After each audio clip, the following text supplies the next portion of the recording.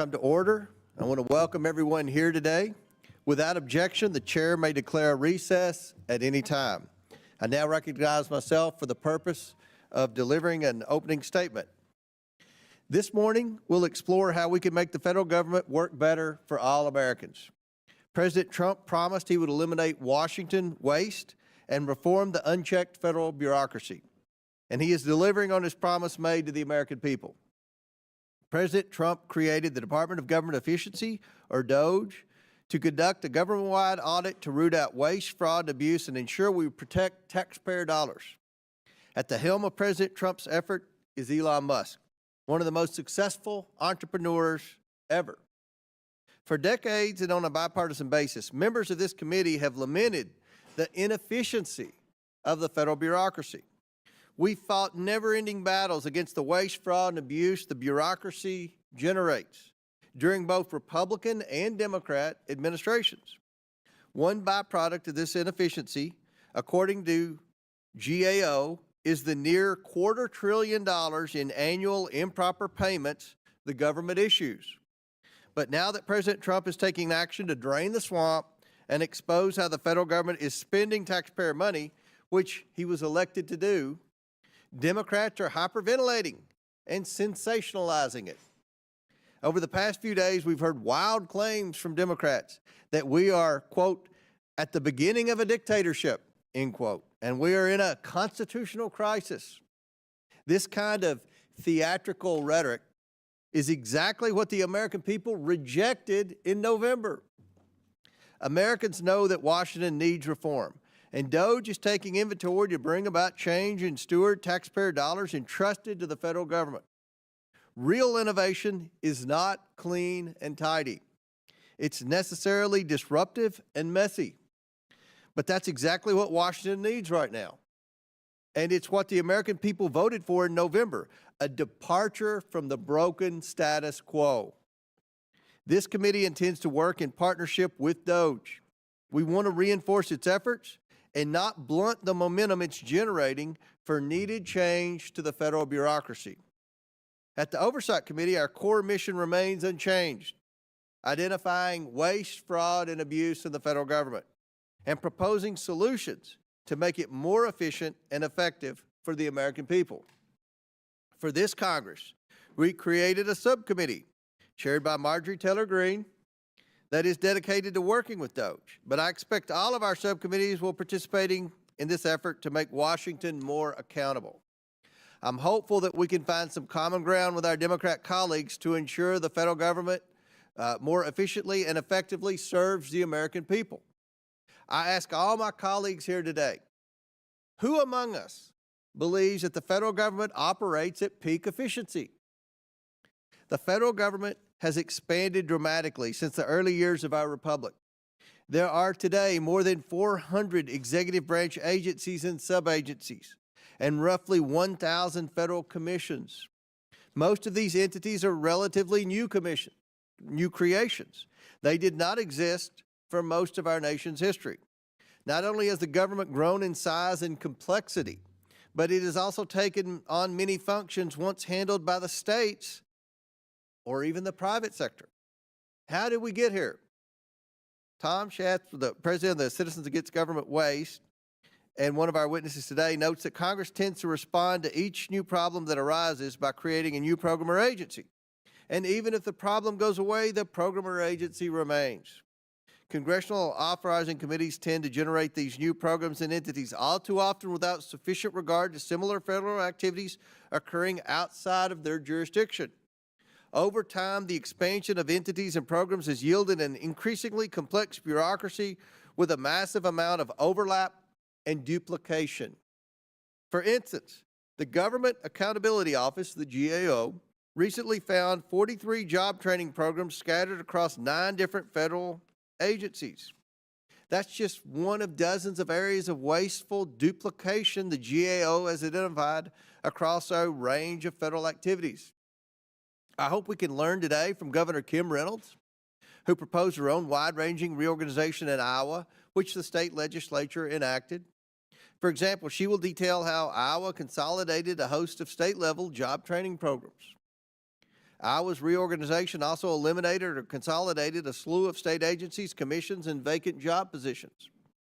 Iowa's example shows that the chief executive of any unit of government, federal, state, or local, is well positioned to propose ways to streamline that government. After all, they're the ones who run it on a day-to-day basis. At the federal level, the president has considerable authority within existing law to reorganize certain government offices and functions. That's the case, for instance, with respect to USAID. But some reorganizations do require changes in law. Throughout our nation's history, such reorganization legislation typically originated from the White House. That's in part because for much of the 20th century, presidential reorganization proposals requiring changes in law were granted special consideration by Congress. I think renewing that special authority, requiring Congress to take an up or down vote on reorganizations proposed by the president, would help facilitate needed improvements in government operations. In the meantime, I look forward to learning more about keys to successful reforms from our witnesses during today's hearing. I now yield to Ranking Member Conley for his opening statement. Thank you, Mr. Chairman. Our government was designed to be by, of, and for the American people. It's made up of civil servants who take an oath to serve the American people and to support and defend the Constitution. More than 1 in 3 federal workers is employed by either the Postal Service, ensuring every American can get mail, or the Department of Veterans Affairs, providing care to our veterans in VA hospitals, clinics, and nursing homes. Almost 1 in 3 federal workers is a veteran, and more than 85% live outside the D.C. metropolitan area across every state and serving every community in America. 1 in 3 Americans and half of all American children are enrolled in a government program. Our government provides the support these Americans are counting on, including Social Security, Medicare, Medicaid, SNAP, Head Start, the National School Lunch Program. We depend on our government to safeguard our food supply and to ensure life-saving medication is safe to consume. We depend on our government to provide alerts about extreme weather through the National Weather Service, which you know all too well from the tornado that devastated your community, Mr. Chairman, a few years ago, and to provide disaster relief to communities where it's needed, such as in Los Angeles after devastating fires of the last few weeks. This is the so-called deep state that President Trump and his acolytes continue to demonize, and these are the programs and services sitting on Elon Musk's chopping block right now. Their efforts to, quote, right-size government serve no one but themselves and fellow oligarchs who want to destroy, deregulate, and privatize, leaving everyday Americans to foot the bill with not only their paychecks, but even potentially their well-being and their lives. Just last week, the country watched in horror as a commercial aircraft and a U.S. Army Black Hawk helicopter collided over the Potomac River, killing 67 people, including several of my constituents, including young children. We know that disasters are more likely to happen when the agencies that ensure our safety are unsupported and under-resourced. Our nation's air traffic control facilities were already operating below recommended staffing levels. But one day before the horrific crash, the Trump administration sent an email to more than 2 million federal employees offering them a purported financial incentive to immediately quit their jobs. Can you imagine what might yet happen if our air traffic controllers accept this offer to quit en masse? This is just the tip of the iceberg. In its first 2 weeks, the Trump administration has ordered a hiring freeze on all federal civilian positions, ordered all federal employees back to the office full-time, unless, of course, you take their early retirement offer, and then you don't have to come to work for 8 months. Paved the way to purge more than 100,000 nonpartisan career civil servants and replace them with political loyalists, and wage war on our nation's commitment to civil rights by eviscerating diversity, equity, and inclusion programs. The new administration also ordered the politicization of the senior executive service, forced employees to surveil and report on colleagues, and fired the Democratic commissioners of the National Labor Relations Board and the Equal Opportunity Commission.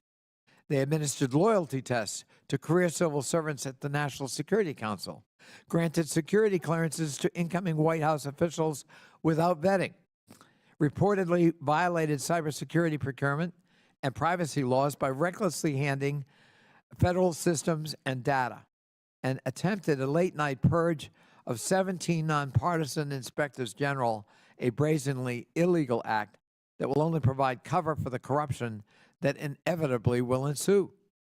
The Trump administration also ordered a freeze of federal grants, loans, and other financial assistance programs immediately after the funding freeze was issued. Medicaid and Head Start reported disruptions, and some of FEMA's online portals were cut off. Although the freeze was halted by a judge and then rescinded by the administration, we saw in only 48 hours how willing this administration is to threaten the health, safety, and security of Americans in service of its unlawful and partisan agenda. If these initiatives sound familiar, it's because so many of them are ripped right out of the Project 2025 playbook. Remember that deeply unpopular tone that President Trump, as candidate Trump, desperately tried to distance himself from during the campaign. Many of these executive orders mirror Project 2025 proposals, and at least 4 prominent 2025 authors now have top positions in the administration. Trump's disavowal of Project 2025 was just part of the con. President Trump and Elon Musk are using a wrecking ball to systematically dismember the government piece by piece.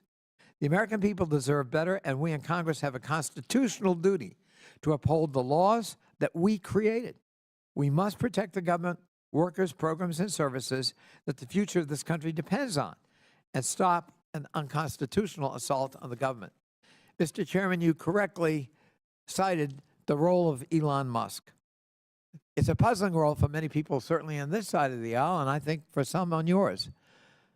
Who is this unelected billionaire that he can attempt to dismantle federal agencies, fire people, transfer them, offer them early retirement, and have sweeping changes to agencies without any congressional review, oversight, or concurrence?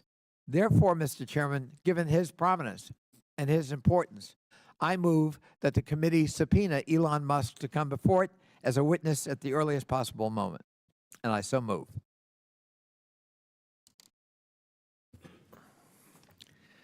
There's been a motion and second. The motion is not debatable. Mr. Chairman, why is it not debatable? Point of order. It is debatable. Mr. Chair, I strike the last word. Hold on. Mr. Chairman. We're going to table the motion. Right. Okay.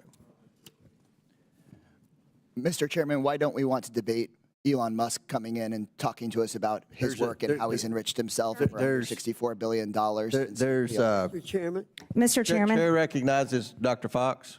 Thank you, Mr. Chairman. I move to table the motion. There's I a second. motion to table. Is there a Mr. second? Chairman, Second by point of Mr. order. Higgins. Point of order. Now, Mr. the Chairman. motion is not debatable, as many Point of order, Mr. are in Chairman. favor of tabling. Point of order. State your point. Mr. Chairman, I think it's outrageous that this committee will not even entertain a motion. No, you state your. Chairman, that's not a point of order. Somebody You know, who's I- breaking I- the law agree. and Point of order. dismantling our federal agencies Chairman, I involved agree. in You're hiring Point of federal order. employees No, and we don't listen to taxing demagogues. data. Out of And order. you will not Out of order. even Out of order. entertain a motion The to motion bring is this not to the debatable. This is president of the demagoguery. This is oversight out of order. committee. As are in favor of tabling. Yes, signify- let's have order in this Mr. country. Stansberry, you're out of order. You know you're out of order. You know the rules of this committee. There's been a motion Mr. and a Elon second to Musk is table. out of Now, order and dismantling. He's out of Oh, my order. God. I call the question. There's been a motion and second. Motion by Dr. Fox, second by Mr. Higgins to table. All those in favor of tabling signify by saying aye. Aye. All those opposed signify by saying no. No. In the opinion of the chair, the ayes have it and the motion Mr. is Chairman, tabled. I ask for a recorded A vote. recorded vote is ordered. We will set up for the clerk to call the roll.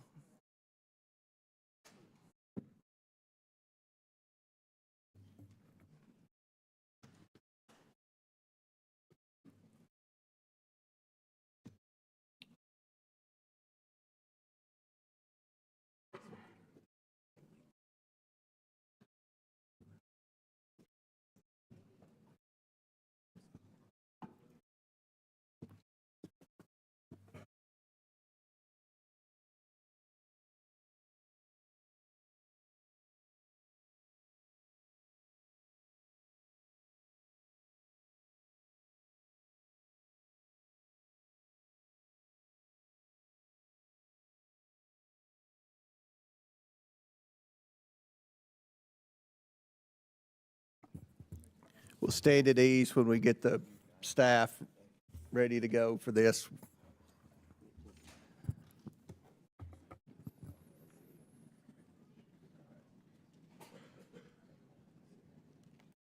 For those watching at home, they don't have the votes in the room.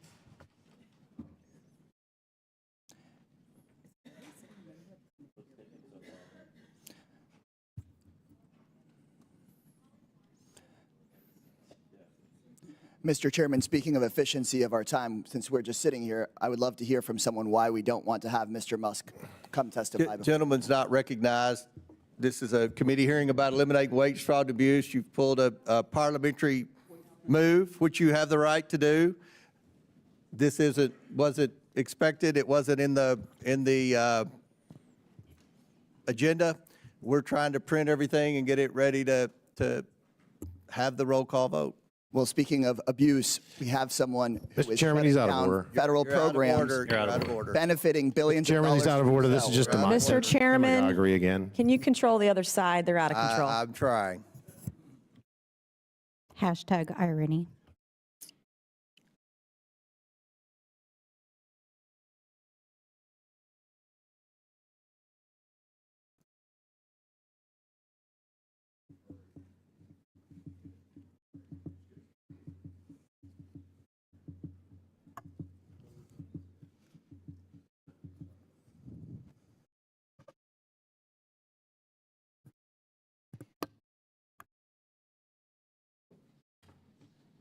Mr. Chairman, it appears the clerk is ready for a roll call. Mr. Jordan. Mr. Turner. Mr. Gosar. Ms. Fox. Fox votes aye to table. Ms. Fox votes aye. Mr. Grothman. Mr. Cloud. Mr. Cloud votes aye. Mr. Palmer. Mr. Higgins. Mr. Higgins votes aye. Mr. Sessions. Mr. Biggs. Mr. Biggs votes aye. Ms. Mace. Ms. Mace votes aye. Mr. Fallon.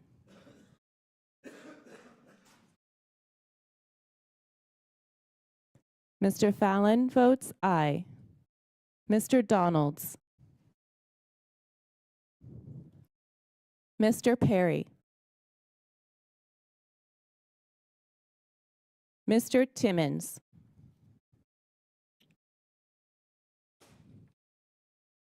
Mr. Burchett.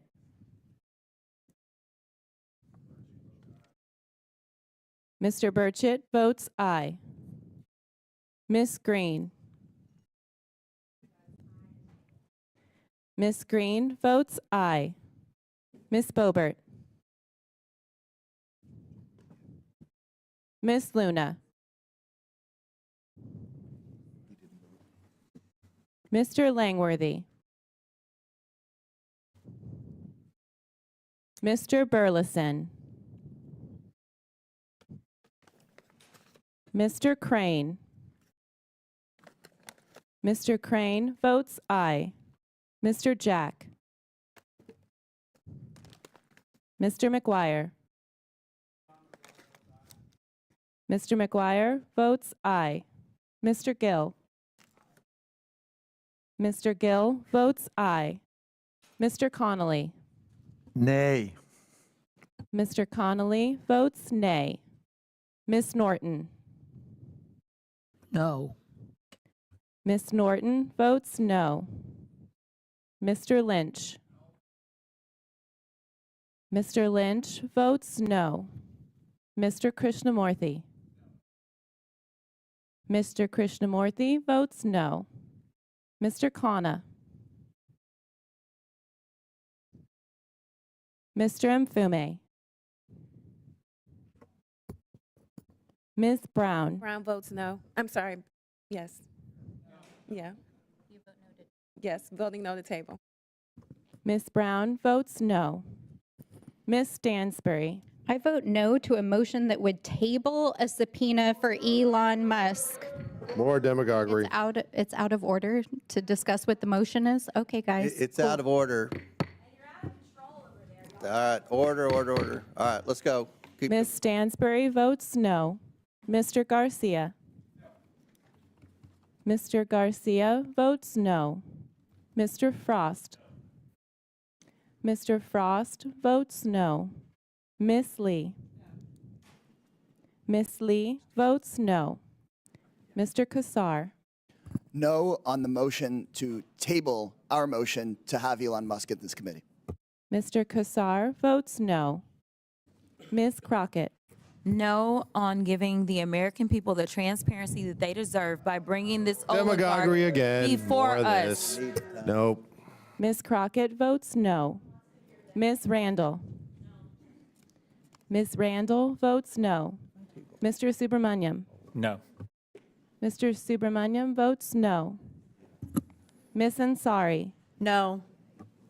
Ms. Ansari votes no. Mr. Bell. No. Mr. Bell votes no. Ms. Simon. No. Ms. Simon votes no. Mr. Min. Min is a hard no. Mr. Min votes no. Ms. Presley. Yeah. Ms. Presley votes no. Ms. Tlaib.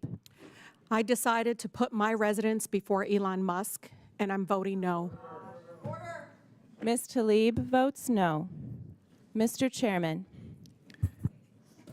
I vote yes, and Mr. Chairman votes yes. Mr. Chairman, how am I recorded? yeah. Who recognized? Mr. Chairman, how am I recorded? Oh, has Mr. Timmons been recorded? Mr. Timmons is not recorded. Aye. Mr. Timmons votes aye. Mr. Chairman, how am I recorded? Representative Perry? Mr. Perry is not recorded. Representative Perry votes aye. Mr. Chairman, how is Mr. Boebert? Perry votes aye. Mr. Chairman, how is Boebert recorded? Ms. Boebert is not recorded. Boebert votes aye. Ms. Boebert votes aye. Mr. Chairman, how is Burleson recorded? Mr. Burleson is not recorded. Votes aye. Mr. Burleson votes aye. How is Mr. Grothman recorded? Mr. Grothman is not recorded. I'll vote aye. Mr. Grothman votes aye. Mr. Chairman, how is Mr. Gosar recorded? Mr. Gosar is not recorded. Aye. Mr. Gosar votes aye. Mr. Chairman, how is Mr. Donalds recorded? Mr. Donalds is not recorded. Aye.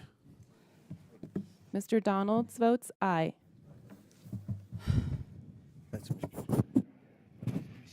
How has Mr. Jack been recorded? Mr. Jack is not recorded. Mr. Chairman, vote aye, please. Mr. Jack votes aye.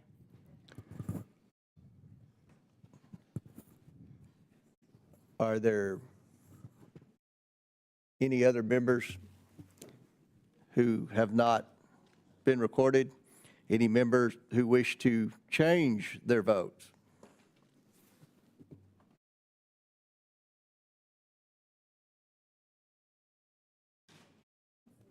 Do we have a member en route? Point.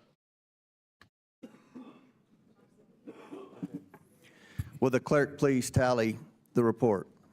the roll call. Mr. Chairman, on this vote, the ayes are 20, the nays are 19. The ayes have it, and the motion fails. And I might add, Mr. Ranking Member, you all could have invited Mr. Musk to be your minority witness, but you all chose to have a college professor, which is what you normally choose to have as a witness at any hearing, and that's fine. But you all had an opportunity to invite Elon Musk, and you chose not to. So, Mr. Chairman, could I just Yes. respond? Thank you. You make a point, but from our point of view, given the prominence Mr. Musk has been given by President Trump in this administration, sweeping unprecedented powers, from our point of view, he is not a minority witness. He ought to be a full committee witness because of the prominence and the role he's playing, and subject to the oversight and scrutiny of this committee. Thank you. I ask unanimous consent that Representative Nunn from Iowa be waived on to the committee for today's hearing for the purpose of asking questions. Without objection, so ordered. The next order of business is ratifying the subcommittee roster for the 119th Congress. The clerks have distributed the roster electronically. I ask unanimous consent that the committee approve the appointments and assignments as shown on the roster. Without objection, so the subcommittee roster is approved. I'm pleased to welcome an expert panel of witnesses who each bring experience and expertise that will be valuable to today's discussion.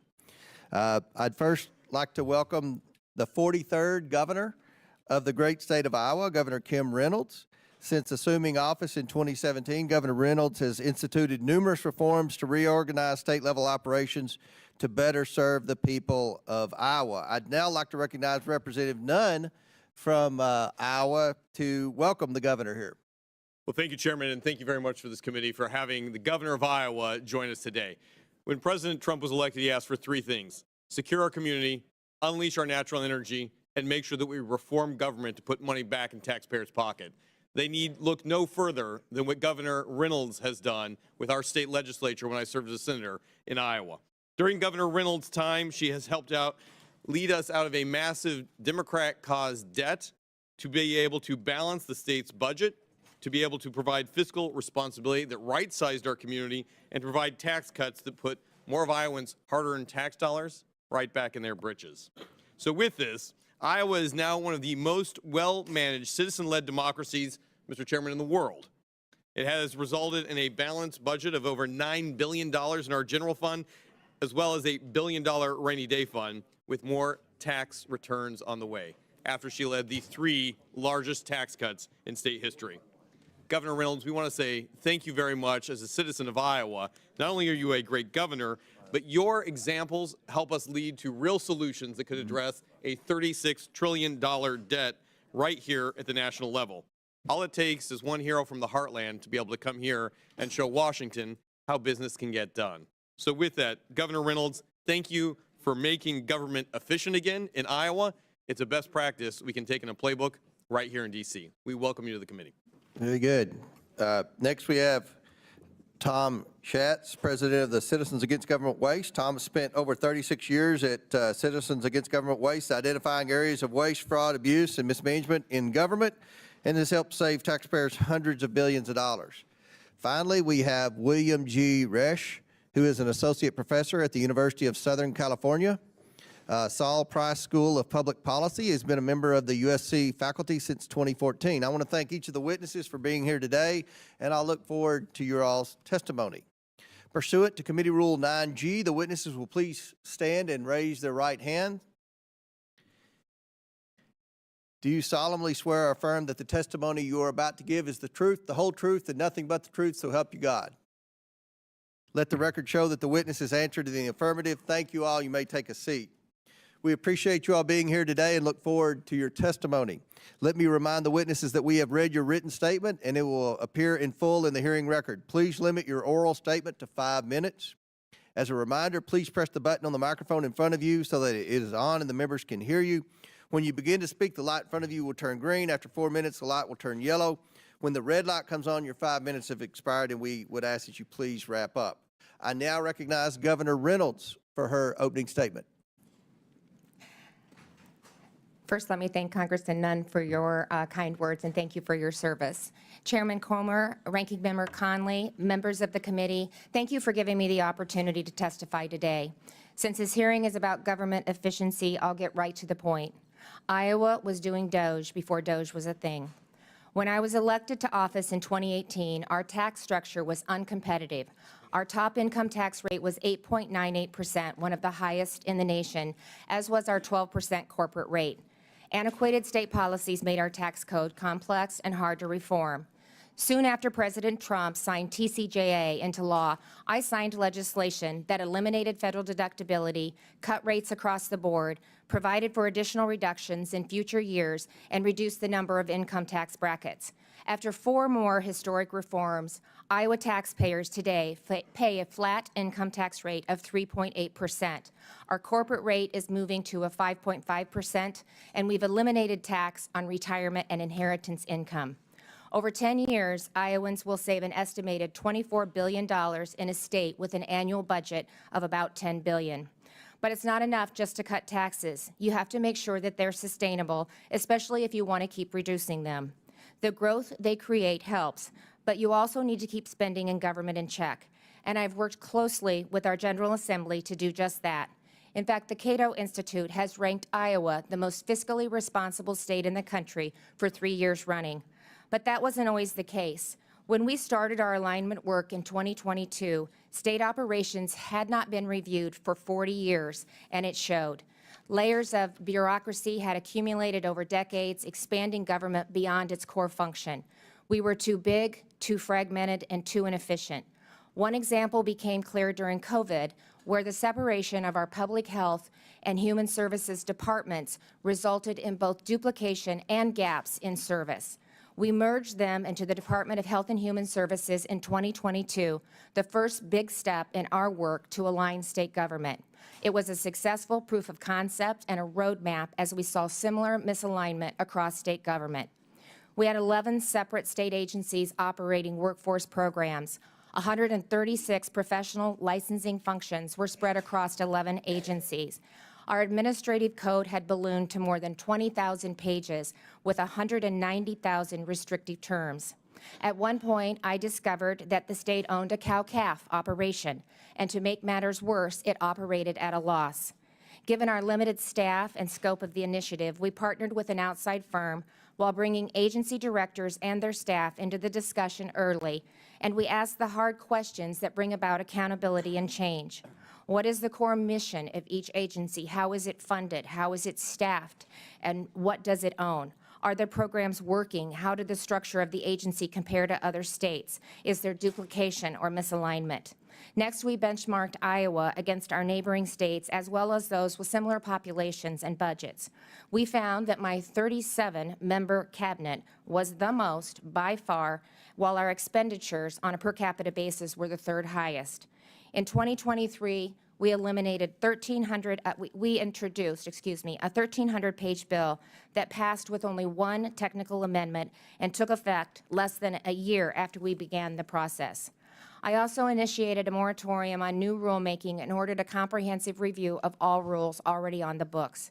Together, these actions cut 21 agencies from my cabinet, eliminated 600 open positions, removed 1,200 regulations in year 1, and identified 4,700 acres of state-owned farmland to sell. Nearly all licensing functions are now in one agency, and we're currently in the process of consolidating 6 separate licensing platforms into one. One agency that operated out of 10 buildings now operates out of just 1. Altogether, we've saved taxpayers $217 million in just 18 months, surpassing our initial projections for the first 4 years. And our government isn't just smaller, it's better. Getting your medical license recognized used to take 65 days, now it takes 3. Unemployment case rulings used to take 3 months, now it takes 11 days. Moving our motor vehicle enforcement unit into the Department of Public Safety put 100 more state troopers on the road. After aligning agencies, we then streamlined our system of boards and commissions, cutting 83 boards, about a third of the boards and commissions. We also brought IT systems spread across 20 different agencies into one department. And last year, we consolidated 32 substance use and mental health regions into 7 unified behavioral health regions, resulting in greater investment on the ground and treatment delivered to Iowans when and where they need it. And now we're taking yet another step. I recently announced my intention to launch an Iowa Doge to continue reducing the cost of government, maximizing the return on taxpayers' investment. Like most Americans, I'm thrilled by the priority that President Trump is placing on shrinking government and making it work better. Not only do I believe Iowa is a model, but I'm committed to doing everything I can to help in the months ahead, and I look forward to working with you and the Trump administration to do just that. Thank you. Thank you, Governor. I now recognize Mr. Schatz for his opening statement. Thank you, Mr. Chairman and Ranking Member Connolly, for the opportunity to testify today. Citizens Against Government Waste was founded following the report of the Grace Commission under President Ronald Reagan, the last time there was a comprehensive review of the federal government by the private sector. The Commission made 2,478 recommendations that would save $424.4 billion over 3 years.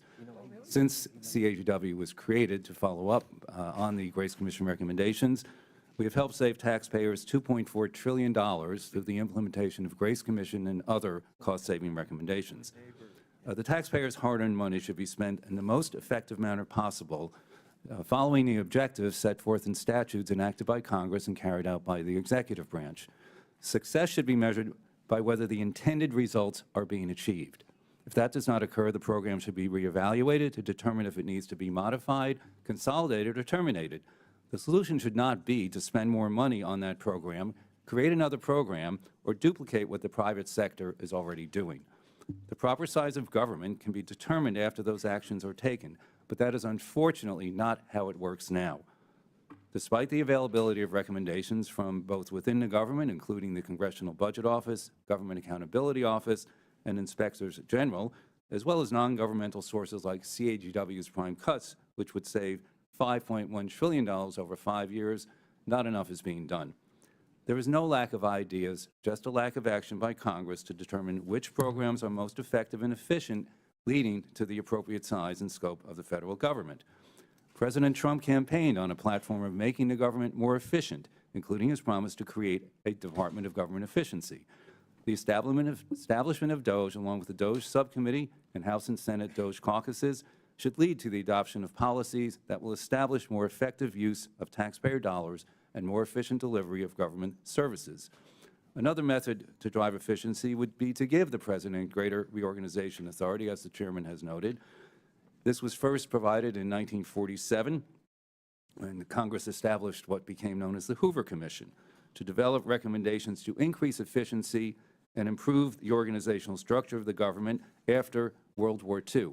And comparing the debt to a GDP ratio then and now, it's fairly close, so it is certainly time to do this again. According to a 2012 Congressional Research Service report, presidents used this authority regularly, submitting more than 100 plans between 1932 and 1984.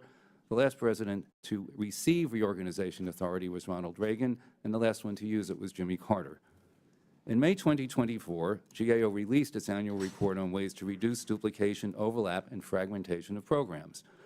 The report listed 112 new items and noted that $667 billion had been saved since the first report was issued in 2011. CAGW has long maintained that Congress should not only hold hearings in this committee, but across committees that have multiple jurisdiction over a lot of the programs identified by GAO, and then vote on those recommendations. And GAO reports about duplicative spending provide other opportunities to improve efficiencies. A May 10, 2023 GAO report found 133 federal programs across 15 agencies that have the goal of increasing broadband access and bridging the digital divide.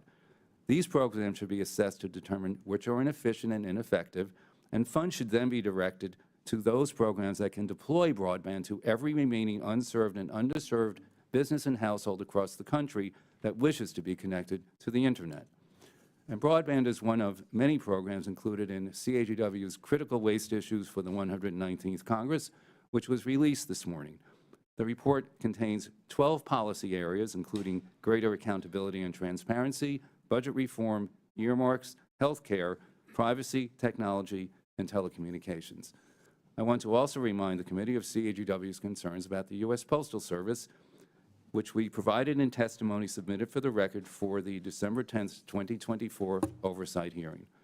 Right-sizing government is an objective on which all members of Congress should agree. It requires constant vigilance and oversight to determine if federal tax dollars are being spent in the most effective and efficient manner and achieving intended objectives. Increased efficiency will go a long way to restore the public's confidence in the ability of the federal government to avoid as much waste, fraud, abuse, and mismanagement as possible. Thank you again for the opportunity to appear before you today. I look forward to answering your questions. Thank you. Chair recognizes Dr. Risch. Mr. Chairman, Ranking Member Connolly, And make sure your microphone's on. okay, sorry. Mr. Chairman, And if you don't care, pull it to you. If it's okay. Yeah. Now we're in business. All right, Thank you. I'm so sorry. So, Mr. Chairman, thank you for having me, Ranking Member Connolly and committee members. Thanks for the opportunity to address you today on the critical issue of right-sizing government that takes place amongst recent administrative actions that I find somewhat troubling, not just myself, but according to the literature, the scholarship, and observations through history that show that these types of actions threaten integrity, effectiveness, and stability of our federal workforce.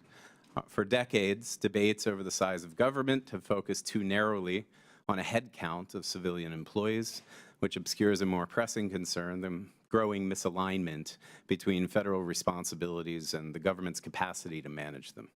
While the number of civilian federal employees has remained stable at around 2.4 million, not including postal workers, federal spending has increased five-fold since the 1960s.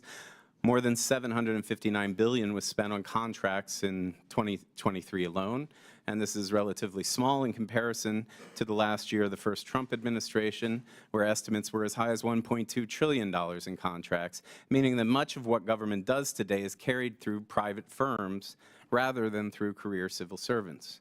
Some estimate that there is as many as 3 to 4 contract employees for every federal civil servant, and this shift has weakened oversight, increased inefficiencies, and created accountability gaps, leaving taxpayers footing the bill for cost overruns on contracts, delays, and policy failures that come not from incompetence of the civil service, but from incapacity.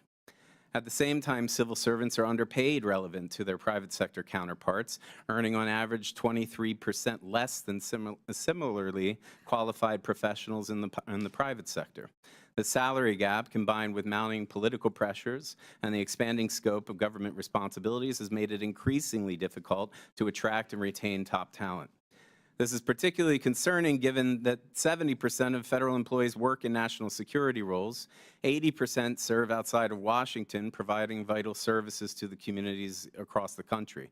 And despite these challenges, recent administrative actions threaten to destabilize the civil service further by increasing politicization and eroding the principles of professional nonpartisan workforce.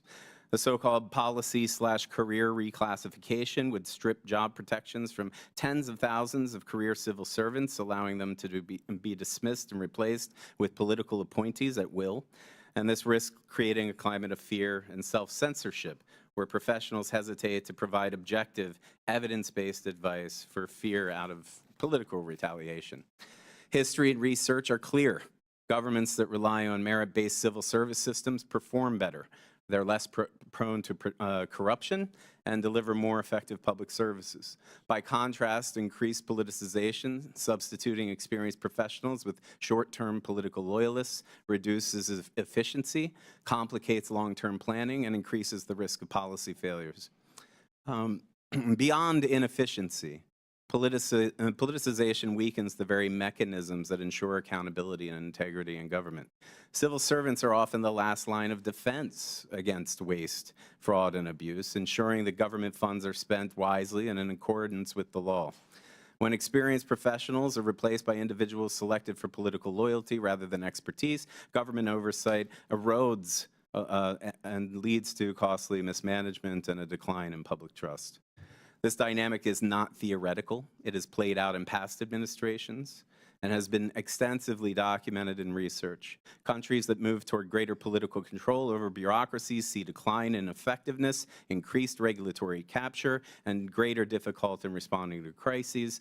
Conversely, nations that invest in independent professional civil service see better policy outcomes, stronger economic growth, and higher public confidence.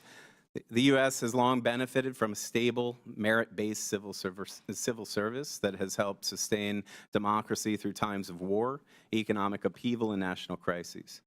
Attempts to weaken the system, rather than whether it's through mass firings, loyalty-based appointments, or the dismantling of institutional safeguards, do not lead to a more effective government. Instead, they result in greater instability, inefficiency, and governance failures that harm all Americans.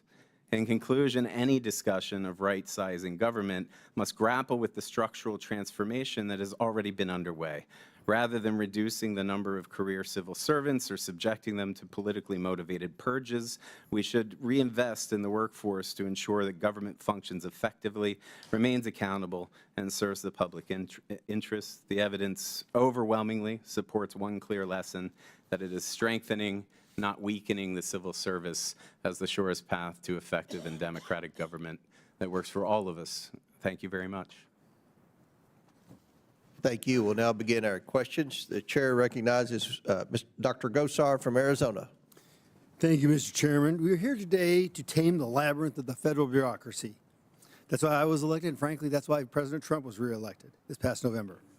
More responsible government spending means less need for taxation on the American people. My colleagues on the other side of the aisle have claimed cuts to waste, fraud, and abuse will include cuts to Social Security and Medicare. However, promoting efficiency and cutting wasteful spending actually protects Social Security and Medicare by ensuring available and continued funding. And if they have any more doubts, I would invite them to sign on to my LASSO Act that actually puts these decisions out of the public harm and into the public's domain. When Elon Musk acquired Twitter, now X, in 2022, he fired about 6,000 employees, or nearly 80% of his workforce. But there was no lapses in X's management.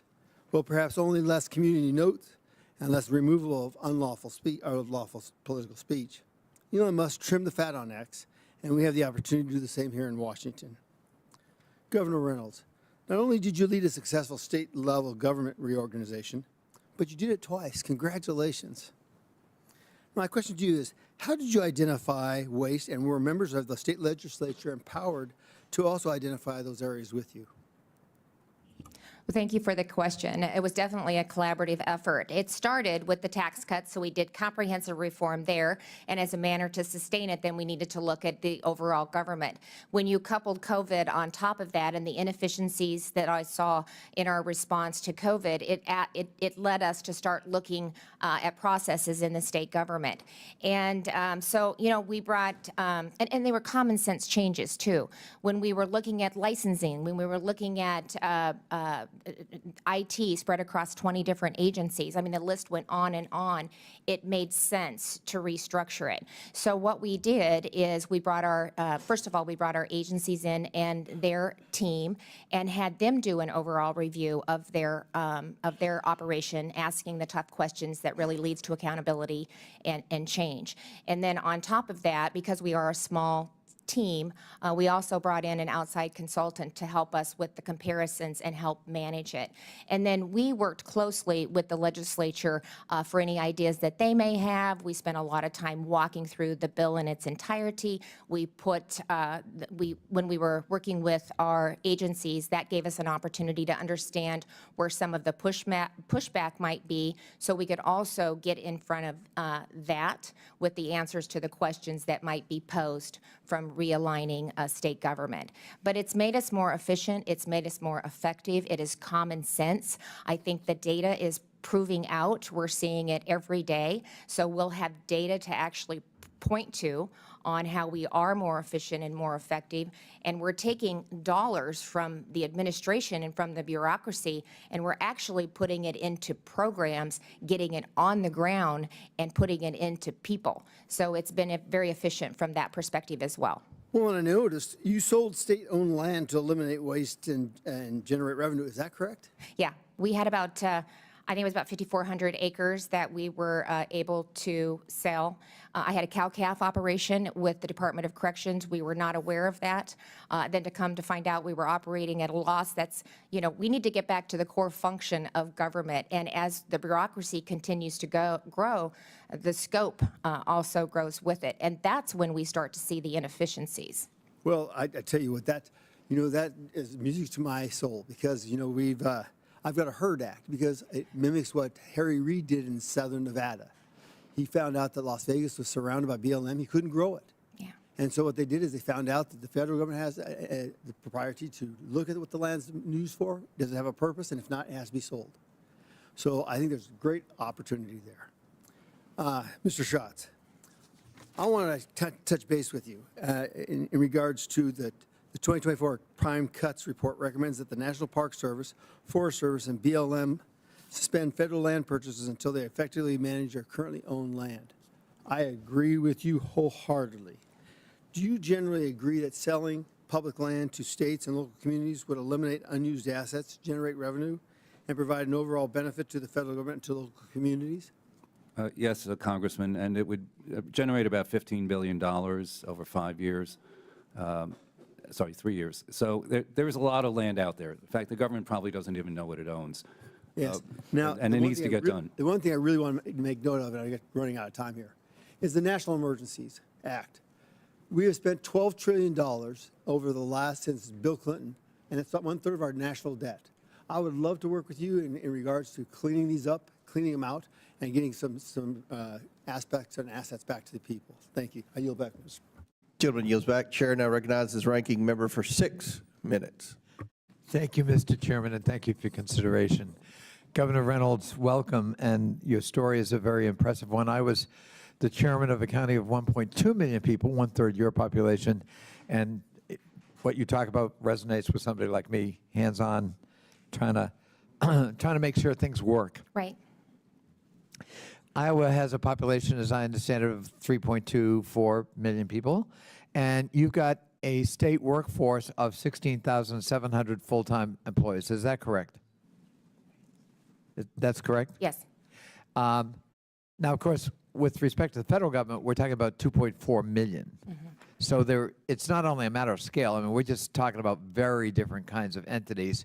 That doesn't mean we can't learn from a state like Iowa, but I do think that the challenges we face at the federal level are, you know, formidably different than what we face in my county or your state.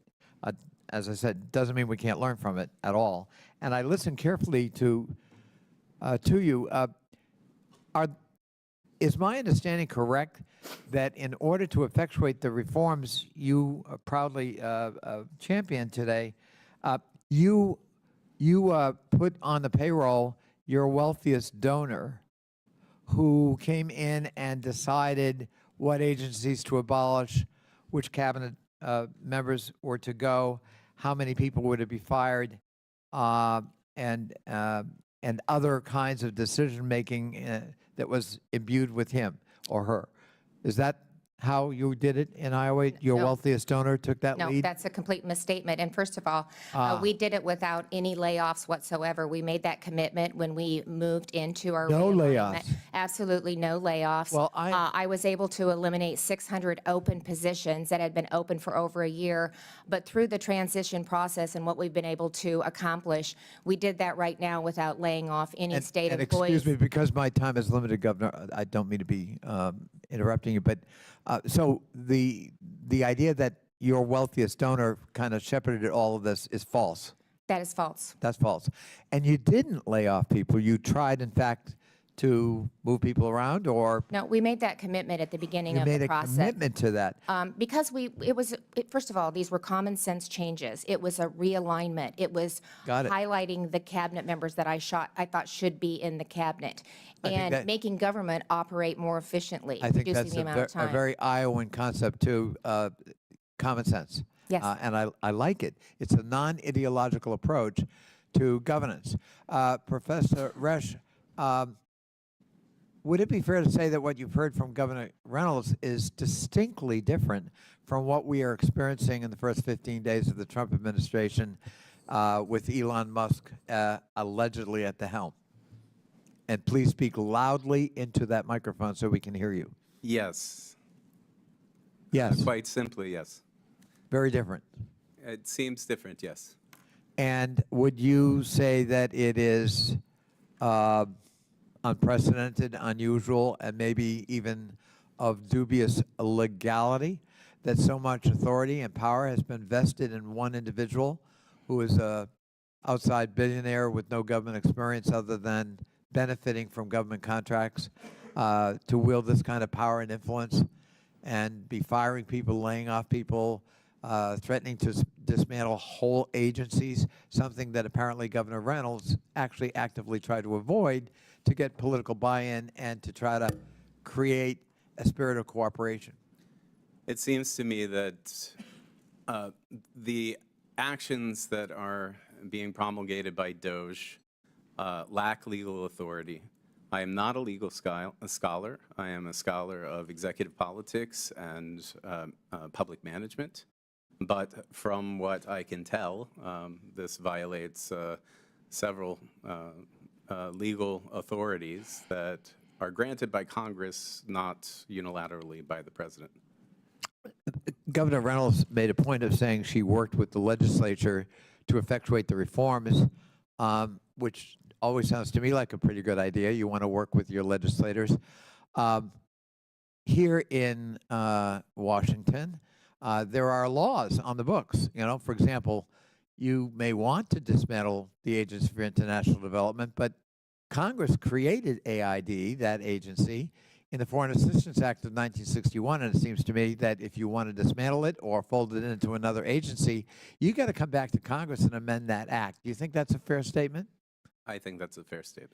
And likewise, when it comes to freezing funding for federal agencies, you know, the Empowerment Control Act of 1974 governs impoundment, and the Supreme Court ruling during the Nixon years made it very clear that the power of the purse is exclusively vested in the legislative branch of Congress under the Constitution of the United States. Is that a fair statement?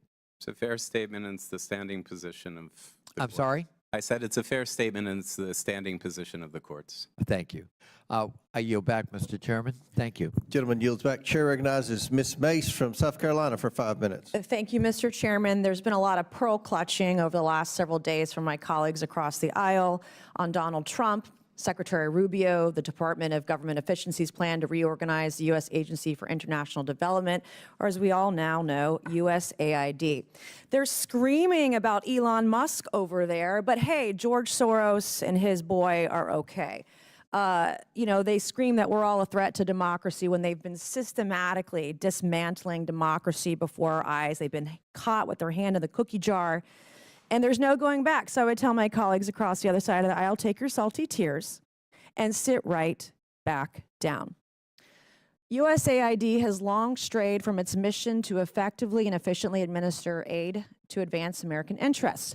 USAID has become rotten to its core, sacrificing the prudent use of taxpayer dollars at the altar of advancing radical, sinister social and political agendas abroad. From discriminatory DEI initiatives to extreme gender ideology to marginalize real bona fide biological women. For decades, while homeless veterans sleep on our streets, our communities rebuild from natural disasters, and American families struggle to get by, USAID has pillaged and plundered the American treasury, essentially lighting American taxpayer dollars on fire, funding some of the dumbest, I mean stupidest, just dumbest initiatives imaginable, all supported by the left, and that's why their party is crumbling. Today I'm going to expose some of the initiatives USAID has funded over the years and ask each of you a yes or no question. If you believe these expenditures of American taxpayer dollars put America first, so it'll be yes or no. USAID awarded $2 million to strengthen trans-led organizations to deliver gender-affirming health care in Guatemala. So to each of you this morning, does this advance the interests of American citizens paying for trannies in Guatemala to the tune of $2 million? Yes or no? Governor? I have no position. Of course you don't. Okay, USAID awarded over $750,000 to fund alleviating loneliness among migrant garment workers in India. Does this advance America's interests, Governor? No. No. I have no position. USAID awarded $1.5 million for providing a gender-sensitive response to migration at the Venezuelan border. Does this advance America's interests, Governor? No. No. I have no position. Does this advance the interests? Okay, so USAID awarded $4.3 million on October 1st, 2023 to a group to fund comprehensive health services for men having sex with other men in South Africa. Does this advance the interests of American citizens, Governor? No. No. I have no position. I bet you don't. Okay.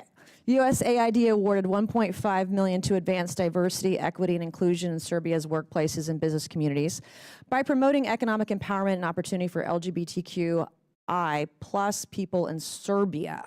Does this advance America's interests? No. No. Nope. You have no idea, right? Okay. USAID awarded over $70,000 to a group to deliver a live musical event to promote the U.S. and Irish shared values of diversity, equity, inclusion, and accessibility. Does this advance the interests of America? No. No. No position. No position or no clue. Okay, USAID awarded $1.5 million to fund strengthening community support structures to upscale LGBT rights advocacy in Jamaica.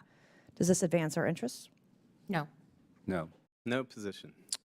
USAID awarded $28 million to a group to facilitate the economic insertion of Venezuelan migrants and refugees in Peru and Ecuador. Does this advance our interests? No. No. No position. Okay, USAID awarded $17.5 million to fund voluntary medical male circumcision overseas. Does this advance America's interests? No. No. No position. I don't know what circumcision overseas has to do with America First either. USAID awarded nearly $150,000 to fund HIV prevention services targeting men who have sex with men and transgender. Does this advance America's interests? No. No. No position. Yeah, unfortunately, I'm limited to 5 minutes, but these are the programs Democrats are so desperate to save. Our foreign assistance system is badly broken, and this ends now. Thank you, Mr. Chairman, and I yield back. Gentlelady yields back. Mr. Chairman, parliamentary inquiry. Yes, sir. The gentlelady has used a phrase that is considered a slur in the LGBTQ community and the transgender community. And let me please finish without interruption. And Tranny. I don't really care. You want penises in women's bathrooms, and I'm not going to have it. Okay. No, thank you. Let the gentleman state his parliamentary inquiry. To me, a slur is a slur. And here in the committee, a level of decorum requires us to try consciously to avoid slurs. You just heard the gentlelady actually actively, robustly repeat it. And I would just ask the chairman that she be counseled that we ought not to be engaged. We can have debate and policy discussion without offending human beings who are our fellow citizens. And so I would ask, as a parliamentary inquiry, whether the use of that phrase is not, in fact, a violation of the decorum rules. Mr. Chairman, I'm not going to be counseled by a man over men and women's spaces or men who have mental health issues dressing as women. I'm not being counseled by some guy. My inquiry is to the over chairman, Okay. Mr. Chairman. Order. The inquiry is about decorum. Decorum is at the discretion of the chair. That's I will be mansplaining, honest, Mr. Chairman. with the ranking member. I'm not up to date on my politically correct LGBTQ terminology. We'll look into that and get back with you on that. I don't know what's offensive and what's not. I don't know much about pronouns or I appreciate that, offensive Mr. Chairman. terms. Mr. in Chairman, we don't have to community. anymore. So I thank the chair for his willingness to further engage in this matter. All right. Chair now recognizes Ms. Norton from Washington, D.C. for 5 minutes. Thank you, Mr. Chairman. This is only the second oversight hearing this Congress. The first one was about denigrating federal employees. This one is about denigrating federal employees, too. The Trump administration, including the Trump shadow government, seems intent on dismantling much of the federal government in violation of the Constitution, statutes, and regulations. The administration has relentlessly attacked federal employees, subjecting them to chaos and fear. The administration has imposed a hiring freeze, offered deferred resignation, fired employees, put employees on leave, effectively established Schedule F, and ended telework and remote work. Our 2 hearings so far are designed to lay the predicate to gut the nonpartisan federal civil service and to convert a significant portion of the remaining civil service into political appointees. Federal workers deserve praise for their expertise, dedication, and service, not derision. Thousands of civil federal servants have given their lives in the line of duty for the country. Instead of attacking federal employees, this committee should be considering bills to support the federal workforce, such as my bill to combat federal pay compression, or my bill to make permanent the free identity protection coverage that Congress required OPM to temporarily provide to individuals whose social service numbers were potentially compromised during the OPM data breaches. As I said at our last hearing, this committee can do better for the American people. And I yield back, Mr. Chairman. The gentlelady, please yield to the ranking member. Be glad to. Chair recognizes ranking member. I thank the chair. It was 2 minutes and 10 seconds. I thank the gentlelady. Dr. Resch, could you elaborate just a little bit more on your answer to the previous question about sort of unelected, superannuated appointees who are not subject to the advice and consent of the United States Senate and have arrogated, apparently to themselves, either with or without the acquiescence or consent of the president himself, enormous powers? I mean, could you elaborate a little bit on that, on how unprecedented that is, and what are the dangers? What could go wrong with that? Why should we be concerned? And please speak louder into that microphone. Yes, sir. So the problems that can arise from a lack of accountability are many, particularly in the form of DOJ. We see a person that is leading it that is entangled in billions upon dollars of federal contracts, has an empire that is regulated across various industries, across various agencies.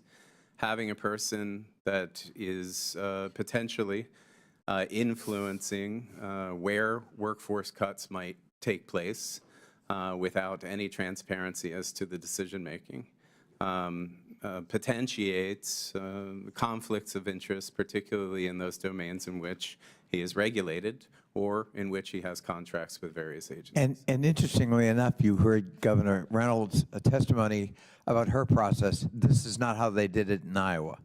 No, I'm very impressed with her reforms, but it had nothing to do with politically connected individuals deciding. And one of the cautions I heard you say is we've got to also be concerned about conflicts of interest when that same individual, imbued with all these powers, has government contracts.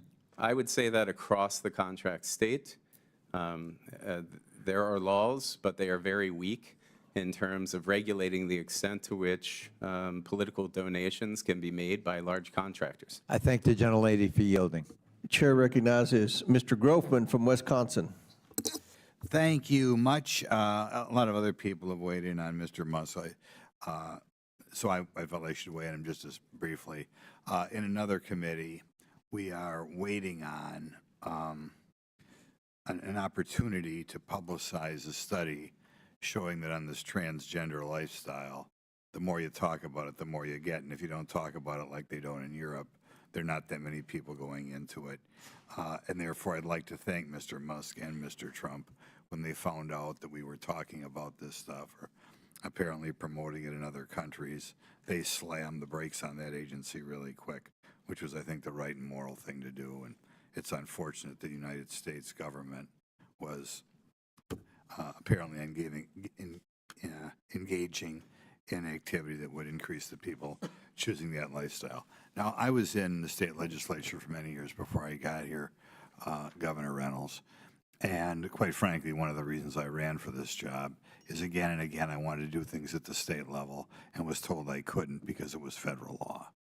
I wonder if you can give us some examples of things, and whether it be health care, education, welfare, what have you, where you wish you could do things in Iowa but can't do them because of federal mandates. The list is long, especially as we've aligned government and become more efficient. I would say the lack of accountability was what I saw in the incomplete review that we did. We reviewed over 800 agency programs in which there was not one KPI, there was not one metric, there was not one accountability measure tied to any of it whatsoever with the existing programs. And so nothing comes before me now from my agency, my cabinet, without a KPI and a metric tied to it if they want to continue the program or if they want to add to it. But I can talk about a couple different things. SNAP would be one example. We have an antiquated system, as does a lot of the governments, especially the federal government. And right now we have about 500 workers that are doing eligibility manually, validating it from a dozen different points. And we have, of course, have a fairly high error rate, of which there are fines attached to a delay, a timeliness and error rate. I have asked FNS for just the opportunity to issue an RFP so I can get a system that would allow me to use technology to collect all of the different data points, reduce the timeline and the error rate and the fines that my state is being charged. And I have been waiting for over a year to get an approval just on an RFP to go out and select a vendor to be able to offer that. And then it has to go back to them for a sign off on that. CMS is just another nightmare. We've waited up to 3 years to get managed care rate approvals. I have a Thrive platform that I'm trying to put in place, which is a public-private partnership, which would allow faith-based organizations and nonprofits to help Iowans in need to partner with what we're doing at the government, at the state level. And we have, again, waited over a year just to simply get them to sign off on the RFP so that I can implement technology and serve my constituents, especially those in need, in a better manner. And, we see this time and time again, especially with CMS, just the delay in getting the answers. There's a cost of money in that, and we're not able to effectively serve the citizens in our reflective states. If you could, are there ways you change these programs that you feel would reduce dependency, reduce the number of people on the programs, but can't because of federal law? Well, because I can't even move forward. I mean, when I'm getting fined because I can't aggregate the data. We collect a lot of data at the state level, but we can't aggregate it. And I'm trying to stand up a system that would allow us to do that, and they're preventing us from doing that by simply signing off on an RFP so that we can move forward. Okay, I'll give you another. A block grant would be another example. Department of Education is a great example of how we could do things differently with the ESSA funding formula. Every single There's 10 different streams. They all have different funding formulas. They all have different requirements. They all have different outcomes. And if we could streamline those into one formula with consistency across it and block grant that back to the states and give us the flexibility to be innovative and to really meet the various needs in our states, they're all different. Do you think you we get could do people out that. of the special education system quicker if you have more flexibility? Yeah. So that's another example. We could tie the two together, and it could be based on the state plan. I had the AEA, Area Agency Educators, are what run the special education program in our state. It's about $530 million with state and federal funding. Not one person that I talked to, not a school board, not a teacher, not anybody in the AEA system could tell me the cost of providing a service. You know, I mean, so when you continue to grow government, those types of questions, those types of analysis aren't even taking place. They just need more money, or they want to know if they've spent all of it. There's never an evaluation that's done. There's never an accountability. There's no transparency. And that's why we're getting the results that we're getting. Our scores are horrible. And when I tried to bring some accountability to the system, shut down. I mean, so it's happening at the state and federal level, but if we can work collectively together, I think we can get the results that we're looking for. Thank you very much. A big mistake whenever we do anything on a federal level. Chair now recognizes Mr. Lynch from Massachusetts. Thank you, Mr. Chairman. As former chairman of the Subcommittee on National Security on this committee many years ago, and as a member for many years as well, we had the opportunity to work extensively with members on both sides of the aisle, Mr. Grothman and others, to conduct oversight of our federal security clearance process. We had a very bad instance in the 2018 timeframe where our security clearance process that was conducted at OPM was hacked by the Chinese.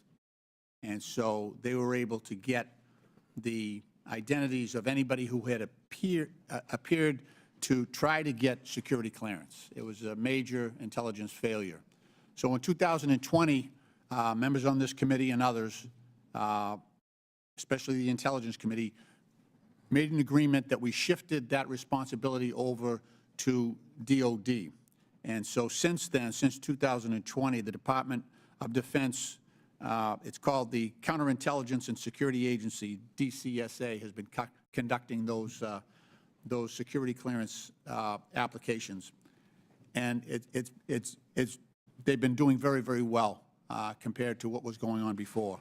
The problem is this, that on day one of his new term, President Trump took an end run around our entire national security apparatus by allowing White House counsel to grant new White House officials immediate security clearance at the top secret and sensitive compartmental information level, even though many of those individuals were not treated with the traditional vetting by the FBI.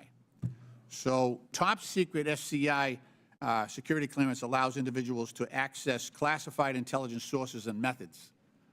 So these are some of our nation's most sensitive pieces of information, which could cause exceptionally grave damage to U.S.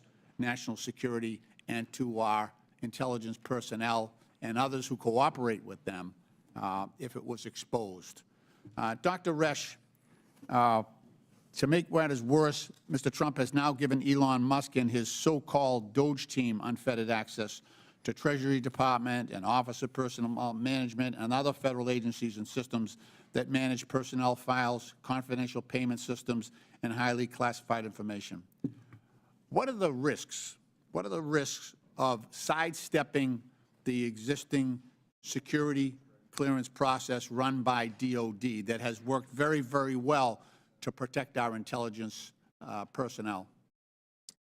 I think some of the risks are substantial, particularly given the extent to which this data could be used in training foundational models that Mr. Musk and his team could use to do this data analysis. I have no idea, actually no one has any idea exactly what servers are being used with the access to this data. There is privileged information that the DOJ team could use to position themselves or their private interests as players in government contracts for satellite deployment, defense technology, even orbital logistics.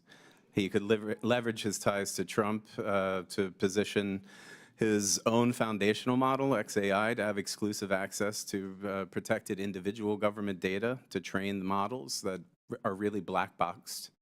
Could wield the advantage to undercut competition, shape the AI landscape in fairly frightening ways if this private individual information and government protected data is being used to train those models. Now, this is speculation, pure speculation, because I don't know and neither do you. And frankly, no one does. But beyond creating better performing models, exclusive access to government data would give significant edge in securing long-term contracts. But Dr. Resch, yes. Beyond the speculation, why is it important that sensitive information is only handled by those who have been vetted and granted access to that information? Well, for exactly these reasons, so that it cannot be used for corruptible purposes. Yeah, there are positions in place for our federal career employees to pass through various ethics and conflicts of interest thresholds that SGEs just simply do not have. Okay. Mr. Chairman, my time has expired. I yield back. Gentleman yields back. Chair recognizes Dr. Fox from North Carolina. Thank you very much, Mr. Chairman, and I thank our witnesses for being here today to talk about this important subject. Governor Reynolds, as you're aware, our sprawling federal government has over 400 executive branch agencies and sub-agencies and nearly 1,000 federal boards and commissions. We must reduce the burden and cost of the federal government. With your government reorganization reforms in the state of Iowa, you are able to reduce the number of cabinet-level departments and eliminate many state boards and commissions. What was the impact of your reorganization effort? Well, thank you for that question. I appreciate it very much. Actually, just the efficiencies and just the culture in state government. I now have a cabinet that that communicate, that work together, that come up with innovative ideas on their own. And you know, I would have with a 37-member cabinet, I wouldn't know the people that were in the room, and it's just not manageable. 37 direct reports is not manageable, and so to be able to streamline the cabinet and to lay out a vision and get them excited about the direction that we're taking the state, and whether it's the time that it takes to get a physician's license, it went from 65 days to 1. Whether it talks about when you're getting a building permit, you used to have to go to 3 different agencies, now you go to 1. To be able to have IT all in one department, when that cyber attack hit with CrowdStrike, because we had all of our IT in one agency, we were able to get the state of Iowa back up and going shortly after lunch, and some of the states were out for weeks in businesses. So we're more responsive, we're more effective, we're serving citizens better, and again, not only are we returning taxpayer dollars back to our citizens and continuing to reduce the tax burden on them, but we're also utilizing those dollars in a better manner. We're reducing the administrative cost when you add federal administrative cost, and then when you have 3 different agencies that you're running through, each one of them are taking an administrative cost off of the top. And so by consolidating and realigning, that puts that money back into the programs, back into the ground, and back into serving Iowans. And so, and it also gives me the visibility now that I have into the various agencies because of the reduction. We can continue to get better, and we're continuing to make changes. And we will, and a lot of those are coming directly from the cabinet. Let me follow up a little bit. Given your successful reorganization, what advice do you have for the Trump administration to reduce the cost and size of the government? And what advice do you have for Congress to work with the Trump administration to do this? Well, don't buy into the fact that you can't do it. You can do it, and it needs to be done. There's just so much waste at all levels of government, at the federal, at the state, and at the local levels, and we're all serving the same constituency. We need to do it better. Every time there's a duplication, that's a cost to the taxpayer. So we need to think about it holistically, and we need to think about how we can streamline the way in which we're providing these services. I'm a big advocate for block grants back to the states. Again, I think that, reduces a lot of the overhead, a lot of the bureaucracy. It streamlines. It takes an army of people to manage the federal programs that are coming in, especially with the Department of Education, and then the school districts also have to take people off their line of sight on really educating our students, and they're doing compliance instead of working on instruction. So it makes us all better. Thank you, Governor, for being a shining light for us. Mr. Schatz, the Grace Commission created by President Reagan in 1982 claimed that if its recommendations were followed, the national debt would have been $1.9 trillion by the year 2000. Its recommendations were not followed. Instead, the debt reached $5.6 trillion in 2000 and skyrocketed to over $36 trillion today. How can President Trump, DOJ, and Congress ensure that today's government reorganization and reform efforts actually get implemented and start reducing our massive debt? Thank you, Representative Fox. The Grace Commission did save money. President Reagan had $100 billion immediately by executive action. In 10 years, $240 billion, and again, over time, $2.4 trillion from the Grace Commission and other cost-saving recommendations by CIGW. It takes Congress and the executive branch working together. 400 agencies, 1,000 commissions, that's far too much. The budget has only been balanced 5 times in the last 50 years. Think about that. If you're a family and you only balance your budget 5 times in 50 years, you're pretty much broke. And whatever and however it gets done, something needs to be done. And it may not be comfortable for a lot of people, but it really is time to move forward quickly, because if we don't, it's our children and grandchildren that will suffer. Social Security is already spending more than it takes in. So a lot of examples of what needs to be fixed, and quickly. Thank you, Mr. Schatz. Thank you, Mr. Chairman. I yield back. Gentlelady yields back. Chair recognizes Mr. Krishnamurti from Illinois. Thank you, Mr. Chair. Good morning, Mr. Schatz. On the campaign trail, Donald Trump said on August 15, 2024, grocery prices have skyrocketed. When I win, I will immediately bring down prices starting on day one. You don't dispute that, right? That was a statement, yes. Unfortunately, the price of groceries and eggs have only risen since Donald Trump took office. According to the USDA, the wholesale cost of a dozen eggs has increased from $6.59 on Inauguration Day until now it's $7.53, a 14% increase. Again, you don't dispute that, right? No. I assume you're not happy with this particular increase either, right? No, I wish the bird flu wasn't around, but it is. So well, I'm glad you brought that up. According to PBS and Axios, some of the reasons for high grocery prices and high egg prices are avian flu and recalls related to salmonella and listeria. You don't dispute that, right? Correct. My staff went back and checked the hundreds of executive orders that have been issued by Donald Trump, and yet not a single one has mentioned the words avian flu. You don't dispute that, right? As far as I know, that's correct. And not one has mentioned shutting down salmonella, right? I don't know if you can shut down a salmonella, but Or I guess combating salmonella? Again, if you say And not one has mentioned listeria? Again, if you say so. Well, I don't see a single executive order that will do anything to address high grocery prices or egg prices. This hearing is about right-sizing the federal workforce. I think we should right-size the cost of eggs, Mr. Schatz. Governor Reynolds, in your testimony, you said that the state of Iowa hired an, quote, outside firm to assist you with your efforts to modernize Iowa state government, right? Of course, at no time did you allow this outside firm to ever control Iowa's state payment systems, right? Correct. And of course, you did not at any time give this outside firm access to the private personal information of all Iowans in the state's payment systems, did you? No. Of course not. Let's talk about what has happened with DOJ for a moment. According to this letter, which was sent by the Treasury Department, Jonathan Bloom of the Treasury Department, a Doge affiliate of Elon Musk is now, quote, a special government employee with access to the coded data of the Fiscal Services Payment System.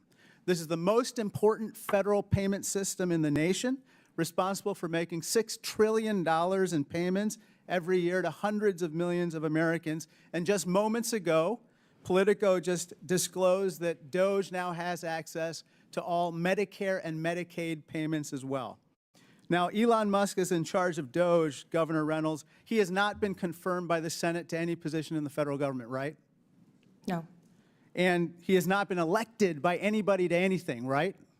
Correct. He has not, to your knowledge, given a financial disclosure to Congress, correct? Not that I'm aware of. Ma'am, I want to bring your attention to something very disturbing that Musk just recently tweeted out. As we see at this visual, he said, the Doge team is rapidly shutting down illegal payments to Lutheran Family Services. Musk retweeted a post from Michael Flynn likening Lutheran Family Services to, quote, a money laundering operation. Governor, you don't believe that the Lutheran Church or Lutheran Family Services is a money laundering operation, correct? Look, I can tell you that in Iowa, the taxpayers of Iowa hold me personally responsible and accountable for state government, just as they hold President Trump accountable The for Lutheran his Church is as not the a money President of the laundering United operation, States right? And the election that we Ma'am, just Des went Moines, through, Iowa I is think, the home to the Americans largest Lutheran overwhelmingly- congregation in the United States. Iowans overwhelmingly. Is the Lutheran Church a money laundering operation? Listen, Of course not. first of all, every program should be looked at, and that's what we're trying to do. Okay, You have the to look Lutheran at, Family I looked Church at has some 800, connection to money laundering? Is that what you're suggesting? I'm not saying that, but I said every. Yes or no I am- question. Is it a is not yes money or no laundering question. operation? I can't speak to that. You can't speak to that. Oh, my God. Let's go to this USAID issue. The USAID purchases crops from Iowa farmers. Recently, Elon Musk called it a criminal organization. Purchasing crops from Iowa farmers is not a criminal activity, correct? I am the governor of Yes Iowa. or no? I Is that don't a have criminal anything- activity? I am the governor of Iowa, and I don't work with USAID. It is not a position, purchasing and I'm crops not going to from weigh in. Iowa farmers a criminal operation? In general, purchasing crops from Iowans is not. Thank you. I yield back. Chair now recognizes Mr. Biggs from Arizona. Thank you, Governor Reynolds, and Mr. Schatz, thanks for being here.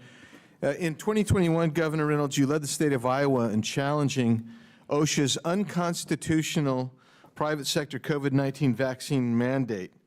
Mr. Chairman, I ask unanimous consent that the filed lawsuit by Governor Reynolds and Governor Reynolds' November 5th, 2021 press release be entered into the record. Without objection, so ordered.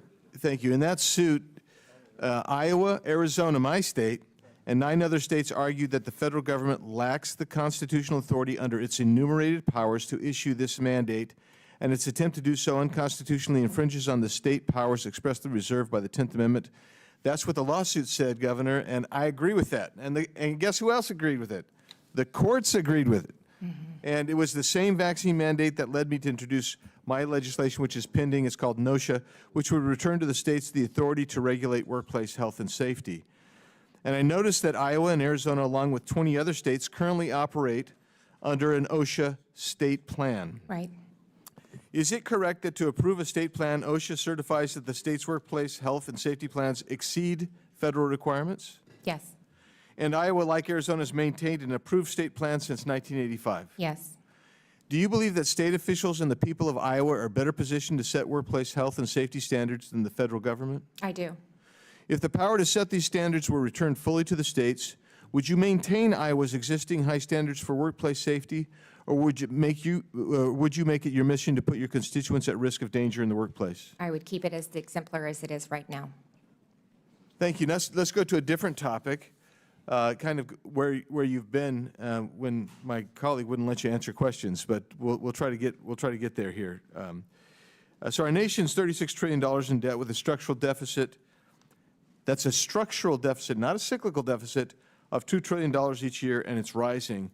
Just last year, for the first time, payments on interest on our debt alone eclipsed our defense budget. Meanwhile, we're losing hundreds of billions of dollars annually to waste, fraud, abuse, improper payments, etc.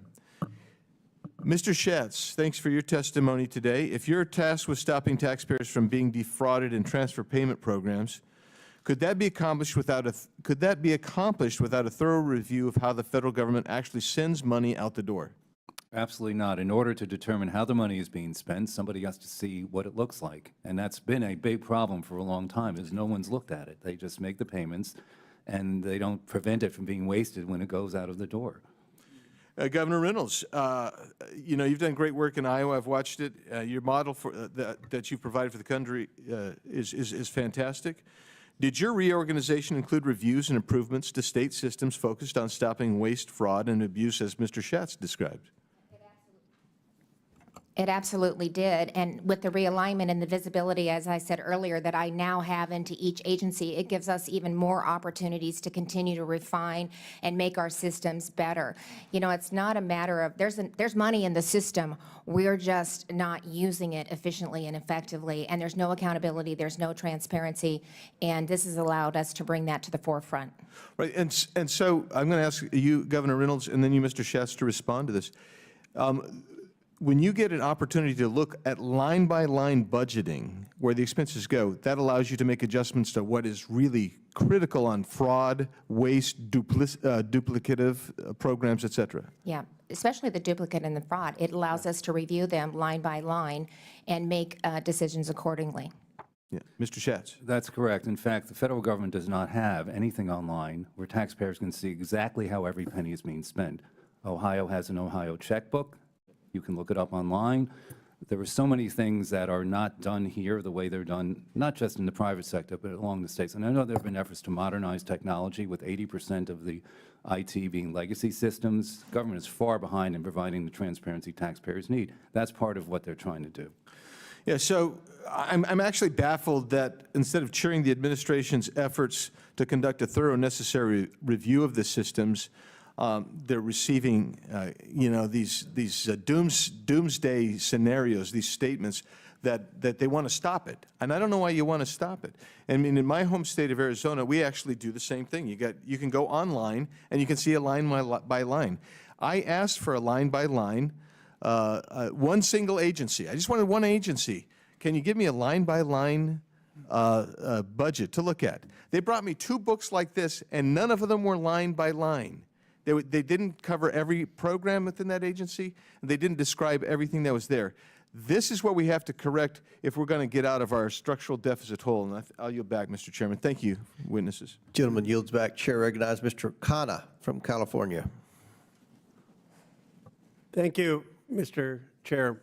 Mr. Schatz, you have said that you believe that the Department of Education should not exist, that you grew up without the Department of Education, had a good education, and you believe it should go to the states and local government. Is that an accurate representation of your position? Yes.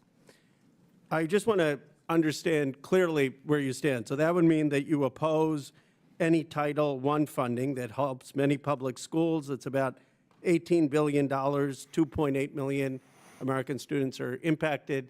Yes or no, would you be for cutting that $18 billion? I didn't say to eliminate the programs within the Department of Education. I said the department itself should be eliminated. So that money should be where would you stand on the Title I funding? Well, that money should be assessed to determine whether it's being used effectively. Governor Reynolds mentioned how many different ways that money is being spent. For right now, would you want that money paused, or do you think the money should be dispersed, the $18 billion? I think it's something that Congress needs to determine, and the administration The Congress, needs to determine not the... Both. Both. Look. No, but it's a simple question. Do you think the $18 billion that Congress has appropriated and authorized should be dispersed? At the moment, it should be dispersed because that's been the law to disperse it. And but you're for examining it and then possibly cutting it? If there's a more effective way to look, the spending has gone up. Test scores have gone like this or down. Do you understand the difference between correlation and causation? What's happened is that spending has gone higher.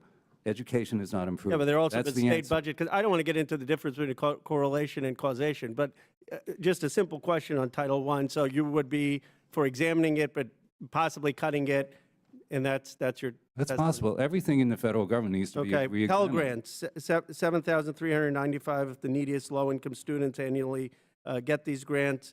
It has helped about 6.7 million students. Would you be for cutting Pell Grants? I think, again, it needs to be looked at and examined to determine So if it's being possibly cutting effective. them? Anything is possible. And, Okay, and those, what that's a different category. That's an entitlement. That's not discretionary.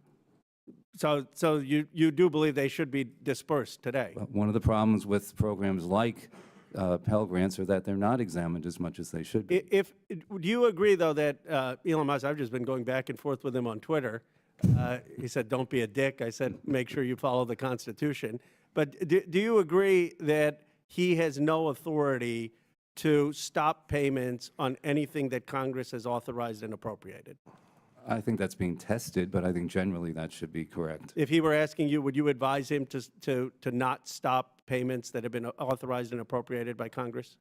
Well, my statement said that Congress has appropriated money or provided money, and there should be an examination of the results of how that money is being spent. That's what I think should be done. I missed the earlier procedural vote. I just want to make clear, I think that Mr. Musk should come and testify before this committee to explain that he is not going to stop payments at all for money that Congress has authorized and appropriated. Now, the IDEA program, that's about $14.2 billion. Would you stop the funding or cut the funding for the IDEA program that helps kids with disabilities?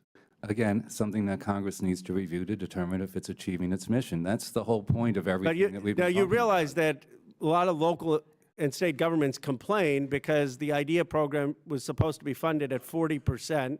Jared Huffman, my colleague, has a bill to do that. We only fund it at 15%. The school districts complain that they have an unfunded mandate, and you're saying maybe we should cut even more than the 15%? I didn't say cut. I said it should be examined to determine if it's being effective and whether the money should go back to the states entirely.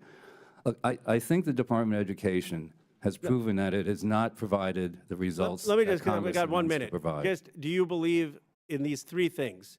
Title I funding, Pell Grants, and IDEA. Tell me if you think they have been effective or have not been effective. IDEA grants. I am honestly not familiar with that program as much as some of the others. Okay, I mean that's. But that's also an answer to. But that's also an answer that. Pell Grants. Pell Grants have provided support, but again, everything needs to be re-examined. Title I funding. Again, the same thing. Look, we've got a $36 trillion debt. We have $2 trillion deficit, so that's all combined in there. Of the funding. It's the Defense Department spending that is the big part. But it's concern. I appreciate you're at least telling Musk that he shouldn't stop these payments that have been authorized by Congress. I hope Elon will come in and explain that. He won't do that. But I am concerned that you want to cut programs like the IDEA Act, possibly, that are helping kids with disabilities across America. I didn't say that, Congressman. What I did say is that everything, look, part of the problem is everybody says this is only a small percentage of spending, and then you get a $36 trillion debt. Yeah, because the big items are defense and the tax breaks for the wealthy. Okay. Gentleman's time's expired. Chair recognizes Mr. Higgins from Louisiana. Thank you, Mr. Chairman. I have a lot to cover and not a lot of time to do it in. I'd like to enter for the record, please, a letter from the Associated Builders and Contractors of America regarding merit-based hiring, Mr. Chairman. Without objection to ordered. Thank you, Mr. Chairman. My brothers and sisters across the aisle, on both sides of the aisle, we have a historical trend in our nation. We have an opportunity to address legitimately from both liberal and conservative perspectives. I think it should be embraced because, generally speaking, we started losing our country about 40 years ago regarding the accelerated accumulation of debt. And this coincides, of course, with the massive growth of the federal government. And this coincides, of course, with the ongoing increasing infringement upon individual liberties, rights, and freedoms, and movement away from the sovereignty of our states regarding their ability to handle their business, reflective of the 10th Amendment, might I add, which reserves to the states all authorities not specifically enumerated to the federal government or prohibited to the states by Congress or the Constitution. So, I mean, ladies and gentlemen, President Clinton, when you have a unified government, when you have either party in majority control in the House, the Senate, and the White House, that's opportunity to really address the trajectory that we're on in our country. President Clinton wasn't going to reduce the size and scope of the federal government. President Bush wasn't going to reduce the size and scope of the federal government. President Obama wasn't going to do that. You have a unique moment in history right now. We have an obligation to address the trajectory that has been established over the last 4 decades. This is a trajectory towards doom for our country. It's unsustainable. So we have an executive branch that's pumping the brakes. And this is something that this town is very uncomfortable with, and quite frankly, it's new territory. It's a new exercise for our country in modern history. So there's going to be maybe some wild steering, shall we say, when you're applying the brakes for the first time in modern history. But I encourage my colleagues on both sides of the aisle to grasp what's going on here. We're trying to save our republic from itself. Governor Reynolds, I would like to ask you about your role, your beautiful work, reducing your own executive branch from 37 cabinet-level departments to 16. It's exactly the kind of thing we're trying to do. You saved your state a lot of money. You changed your trajectory of spending. You reestablished financial stability and economic prosperity because of your conservative approach. It's what we're trying to do. And the President Trump and Mr. Musk is as an ambassador of common sense for President Trump to look hard at the practices of our executive branches and to reduce their size and scope. Governor Reynolds, I have a formula essentially that transitions federal service back to the sovereign states. We can save a lot of money doing this. What are your thoughts on shifting federal responsibilities away from the massive federal government to the sovereign states? Generally speaking, agencies like EPA, FEMA, Bureau of Prisons, how would that work in your state, ma'am? Well, we would welcome that, again, and especially with the alignment, I think we're positioned very well to do that. So I appreciate what I see happening with DOGE. As I indicated in my remarks, I'm standing up Iowa DOGE, so we can continue to bring the private sector in to examine the way that we're doing business.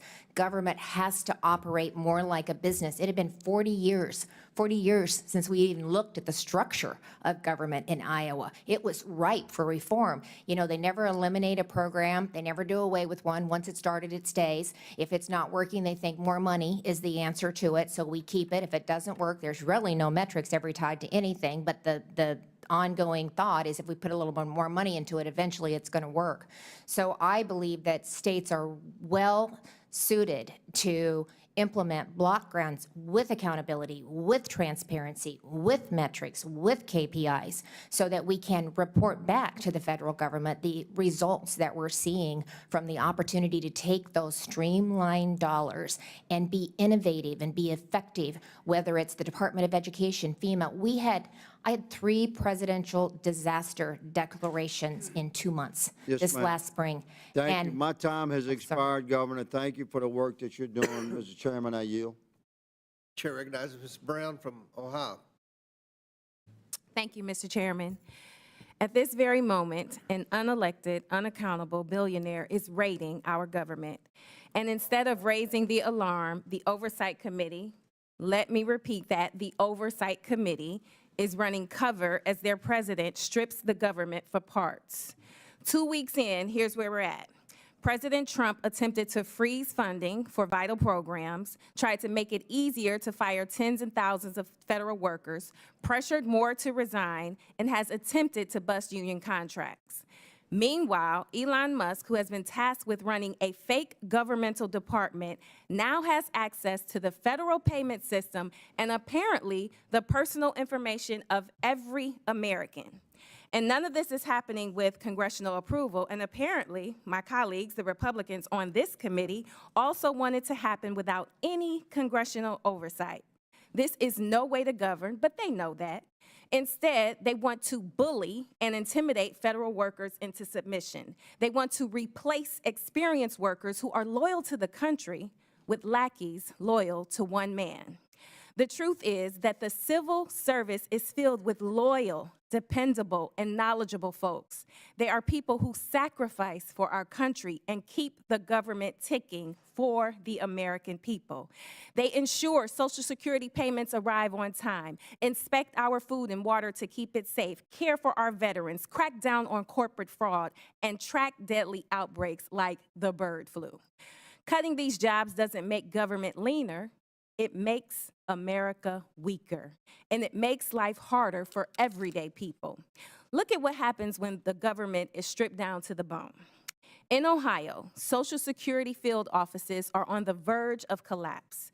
Recently, a field office in my district had to close its doors due to severe staffing shortages.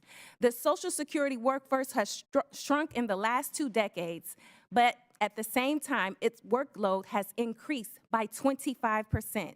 We have asked Social Security workers to do more with less, and they have somehow managed. Because public servants aren't the enemy. They're the people keeping this country running, and this assault on them is an assault on all of us.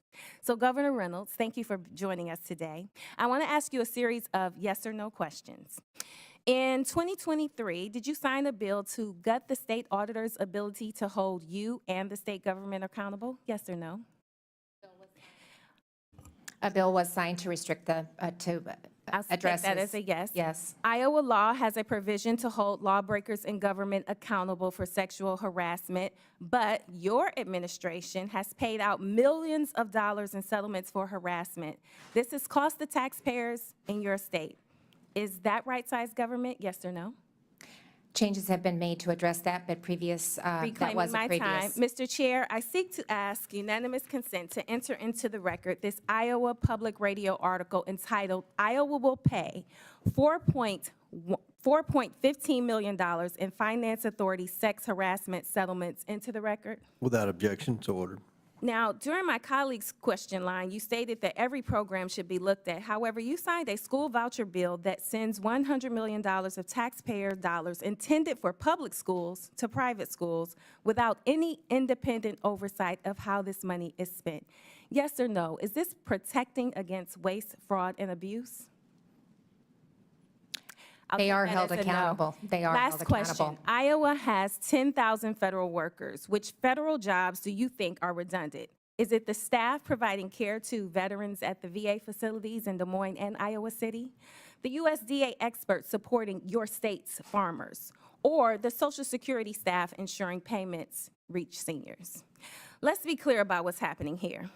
This isn't about right-sizing the federal government. It's about gutting it. And it's about weakening our government's ability to serve the American people. You want shorter wait times for Social Security, faster disaster responses, safer food and medicine? Then why attack the very workers who make it happen? The House Democrats are fighting to protect and modernize the federal workforce, hire and retain talent, and give federal workers the resources they need to serve the American people. That's what we are doing. And with that, Mr. Chairman, I thank you and I yield back. Chair recognizes Mr. Palmer from Alabama. Thank you, Mr. Chairman, and thank the witnesses for being here. And I want to get to a more constructive dialogue. First of all, in regard to DOJ, as I've pointed out to some of my colleagues, this is not the first time that the federal government has engaged in an effort like this. One time in particular was during the Clinton administration. It was called the National Partnership for Reinventing Government, and it was led by Al Gore. I ran a think tank at the time, was invited to come to Washington to meet with some of the folks working on this. But after 7 years of this effort, they reduced the civilian employee population by over 426,000. They closed 250 federal offices. They reduced the Federal Registry by 700,000 pages and about 16,000 pages of regulations. And I understand, Governor Reynolds, that Iowa has launched a reorganization effort. Is the objective there to make government more efficient, more effective, and more responsive to the people of Iowa? More efficient, more effective, more responsive, more accountable. It's brought transparency to the process. We're better at what we're doing. I would say that, the employees appreciate the environment that we're working in today. They appreciate the culture of innovation that we're creating in the state, and they love being a part of it. Yeah. Did you bring in any outside experts, as the Clinton administration did, in that effort for reinventing government back in the 90s? I brought in one consultant to help really do the comparisons in other states so we could see where we were an outliner, where did we align, what had we maybe missed. So we used the consultant from that perspective and just to help us with some of the administration, but otherwise we did it all internally. When I worked for a couple of international engineering companies, and one of the companies I worked for went through a process like this, and they brought in outside consultants because people on the outside can see things those of us on the inside miss. Yeah. So it's important that you bring in really the best that you can. In that regard, I really think that we're in another reinventing government phase, and in particular with education. There's a big debate right now going on about the number of H-1B visas that we need to have, because we're having to import so many technically trained workers. I don't know if Iowa is experiencing some of this, but you probably have some folks who are educated overseas that are now working in engineering technically trained jobs. Would that be correct? Yes. I think the fact that we're having, Mr. Chairman, to bring so many people in who are engineers and scientists is an indictment of the current education system.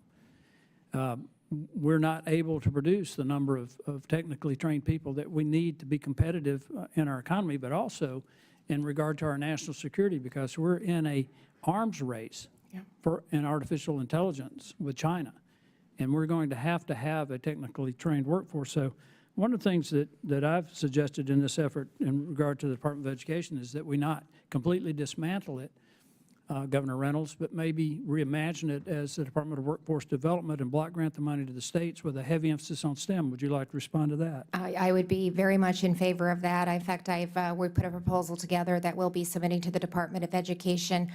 It gives states the flexibility. We already have a waiver process in place that we could utilize until they could actually get some of that realignment done.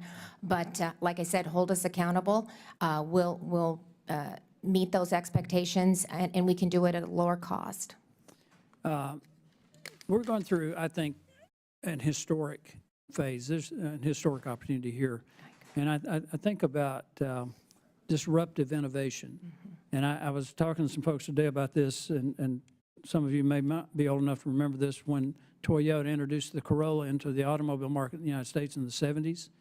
It forced U.S. automobile manufacturers not only to rethink what they were producing, but they literally retooled to do that. I think we're in that phase now where we're rethinking how government is run, and a lot of the innovation is coming from the state level, such as from Iowa. But I think that we're going to have to go through this phase, and it's disruptive, there's no question about it, but it's for our own good long term, and we need to be thinking 25, 30, 40 years down the road about how we do this, because we are at a point in competition with China that if we don't do this right, we're going to be in a really bad place. Mr. Schatz, you've been very involved in evaluating the complexity and size of government. How would you respond to that we're in this disruptive innovation phase? Well, I think it's essential. What has been going on has not been working. That's why we have a $36 trillion debt, haven't balanced the budget more than 5 times in 50 years. So the changes that need to be made quickly before it gets worse. And thoughtfully. So, yeah, and thoughtfully. And the impact, by the way, all the discussion about individual agencies, what about the impact on taxpayers of this massive debt and the future of this country when the deficit goes up $2 trillion a year, every year for the next 10 years, and the interest on the debt doubles, and it's already bigger than the defense budget and everything else except Social Security. No organization can survive like that. So each discussion really should be discussed with that overall view. Well, I thank the witnesses for the questions. Mr. Chairman, I yield back. Gentleman yields back. Chair now recognizes Ms. Stansberry from New Mexico. Thank you, Mr. Chairman, Ranking Member, Governor, welcome to our witnesses. Thank you for being here today. I've really appreciated your commentary. It's been real, it's been substantive, and I support much of the efficiency work that's being done at the states. But I have to say, once again, welcome to the latest episode of the GOP Oversight Committee, where my colleagues at the beginning of this hearing once again voted to block a good government motion to carry out our most basic constitutional duty. They voted against a motion this morning, just a few moments ago, to bring Elon Musk in front of this committee to discuss what he is doing to supposedly right-size the government, as they are claiming in this hearing. And I have to say to my colleagues, with all due respect, why are you shielding Elon Musk from coming in front of this committee if that is what your intent is with this hearing and the work that you want to do? Why is the GOP in the White House shielding an unelected, unvetted, unqualified private citizen and billionaire who is literally dismantling our agencies while we sit here and is literally breaking the law? Maybe it's because while we're sitting here, he and his team are working across town here in Washington, D.C., entering federal agencies and federal buildings, hacking their data systems, firing federal employees, intimidating them, trying to force them to leave, shutting down vital programs, closing the Department of Education, the CIA, the DOJ, and threatening our domestic and international security, and downloading the private and sensitive data of Americans at the Department of Treasury. So what the hell is going on? How can you sit here and defend this? They are literally breaking the law, the Constitution, appropriations law, federal labor laws, and dozens of statutory laws that Congress has passed. And meanwhile, my friends across the aisle are sitting here today saying that we're hyperventilating, that we're just clutching our pearls. Are you serious? Are you that out of touch with the American people? I mean, I guess that's what happens when you elect billionaires and put billionaires in charge of the federal government. Just let them eat cake? Is that your message to the American people? Because last week, while you were at Trump's private resort in Florida and partying it up after the inauguration, telling the media that funding freezes wouldn't hurt real Americans, well, millions of real Americans were sent into total chaos, and our states had to go to the courts to shut down your federal funding freeze. While Trump was golfing, the Medicaid systems were shut down and locked out. Hospitals and clinics were wondering if they were going to be able to keep their doors open. Food assistance and homeless programs across New Mexico were shut out of their grant programs that keep families literally fed and off the streets. Head Starts, preschools, and children's programs were wondering if they were going to be able to make payroll the next day or by the end of the week. And while Elon Musk and a group of teenage software engineers were hacking your personal data at the Treasury Department, shutting down DOJ, the CIA, USAID, and ending diversity initiatives in the military, saying that the United States military could not honor Dr. Martin Luther King, our proud military personnel and veterans who put their lives on the line every day for this country were wondering if they were going to get their paychecks and veterans benefits. So, colleagues, we are not clutching our pearls or hyperventilating. We are defending the millions of Americans who are under attack, the federal employees, the mothers, the fathers, the grandfathers, being put out on leave, advocating for the people of color, the women, the members of our LGBTQ+, and yes, our trans community, who are under fire right now, under the guise of canceling DEI programs, under the guise of so-called undoing social engineering after years of progress in this country. We are defending the proud federal service members who defend our national security, who serve our communities, and keep our economy running. Because I want to tell you something, the American people are terrified, and if you are that out of touch with your people, then you should talk to your constituents. We had a town hall 2 days ago, and 1,000 New Mexicans got on our call because the people are terrified in this country. And that is why we are fighting back. That is why we are trying to bring Elon Musk to this committee. And that is why we are fighting against this agenda. And with that, I yield back. Gentlelady yields. The chair recognizes the gentleman from Texas, Mr. Cloud, for 5 minutes. Thank you, Chairman, and thank you, witnesses, for being here. And I apologize that you have to sit here and listen to the same sort of ideological rants that lost our friends across the aisle the election in a public survey just a couple months ago, where the hearts and minds of the American people spoke very loud and clearly for what they wanted. One of the things that's been puzzling about this whole conversation is the obsession on Elon Musk. When President Trump campaigned, he was very clear in what he wanted to do. And the talking is like this Doge idea was some secret thing that just popped up on the radar in the last week, when in the actuality is it's something that President Trump said he was going to do. He said Elon Musk would be involved with it, and the American people spoke loud and clearly that this is what they want. And so the only thing that's really surprising about what we've seen over the last 2 weeks is the fact that we have a president doing exactly what he said he would do. And, you know, the need to bring in and to rein in our federal agencies could not be clearer than it has been. We've always known and have known quite for some time that the federal bureaucracy has a tendency to grow.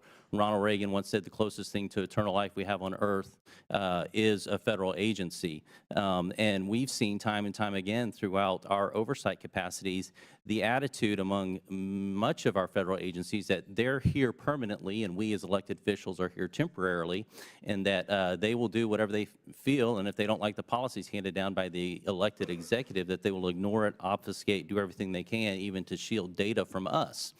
And so it's been refreshing that many of the suspicions we've seen have become quite transparent as we brought transparency tools to the table over the last several weeks. But, you know, there's this idea in Washington that anytime we have an agency who's underperforming, they'll come before us, and the thing that they'll always ask for is more money, more power to fix the problem, oftentimes that they created. This is a paradigm that we have to change.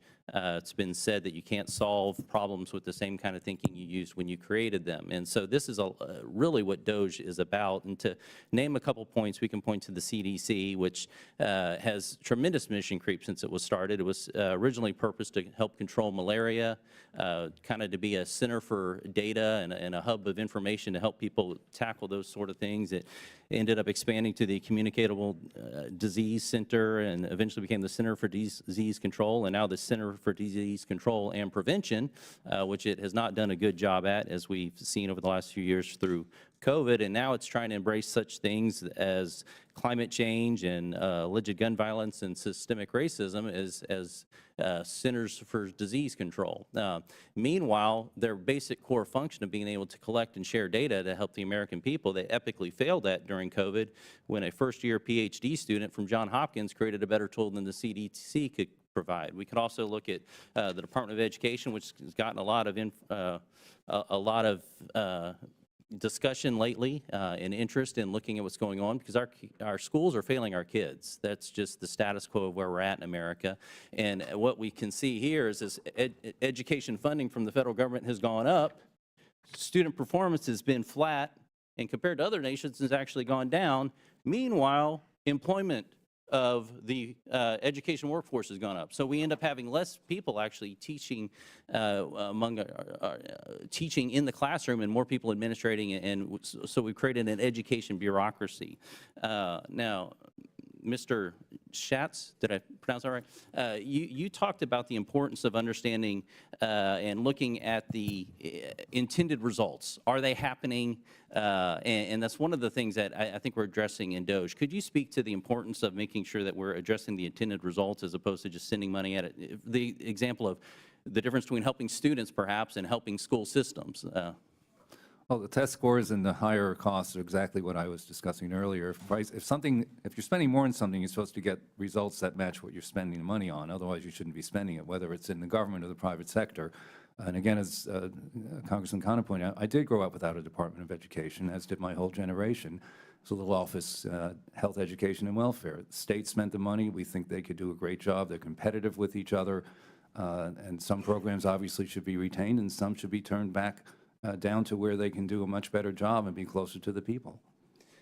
Governor Reynolds, you talked about, I'm curious, because you've done a good job of streamlining the government, and I'm curious about your ideas on how you hold government employees accountable, how you hold agencies accountable. What are the tools necessary to do so? One of the big challenges here is getting the information necessary in order to do that. You can think about the grants that are going out. We've seen USAID over the last, I mean, the stuff that they were spending money on is crazy. We're finding out that our federal government's actually a money laundering scheme to help support leftist ideologies across the world and here at home. It's crazy. But yet, finding that accountability piece, we're able to hold the individuals who are sending these checks out, for example. How do you bring that kind of accountability? Well, we have our state expenditures online too, so our checkbook is online, so taxpayers in Iowa can check and see what is going out from the state. But in addition to that, remember I talked about we reviewed 800 programs across my cabinet, and not a one of them had a KPI, any type of a metric, any type of expectation for outcomes, zero. So my cabinet knows now that if they want to stand up a new program or they want to extend an existing program, then it needs to have, first of all, a KPI. They need to have data that they're going to be reviewing. They need to do a review of what the program had done, what were the metrics, what were the outcomes from the existing program to justify putting additional money into it. I also had them, they had never put all the programs together. They themselves had not even taken a look at it. So that's how it just continues to grow and bloat and just be unmanageable. So I had them rank the programs that they have. Now, to their defense, sometimes the legislature hangs a program on them, but we're working with the legislature too to just say, you know, this is not something that we believe can really move the needle and go in the direction that we believe the state can head. But it's a conversation with our legislators. So it's holding them accountable, making them report back to the chief executive on what they currently are doing and what they're doing going forward. But just simply putting key performance indicators as part of a program and then monitoring the outcome and basing decisions on data, which is never happening. And it takes the emotion out of the equation.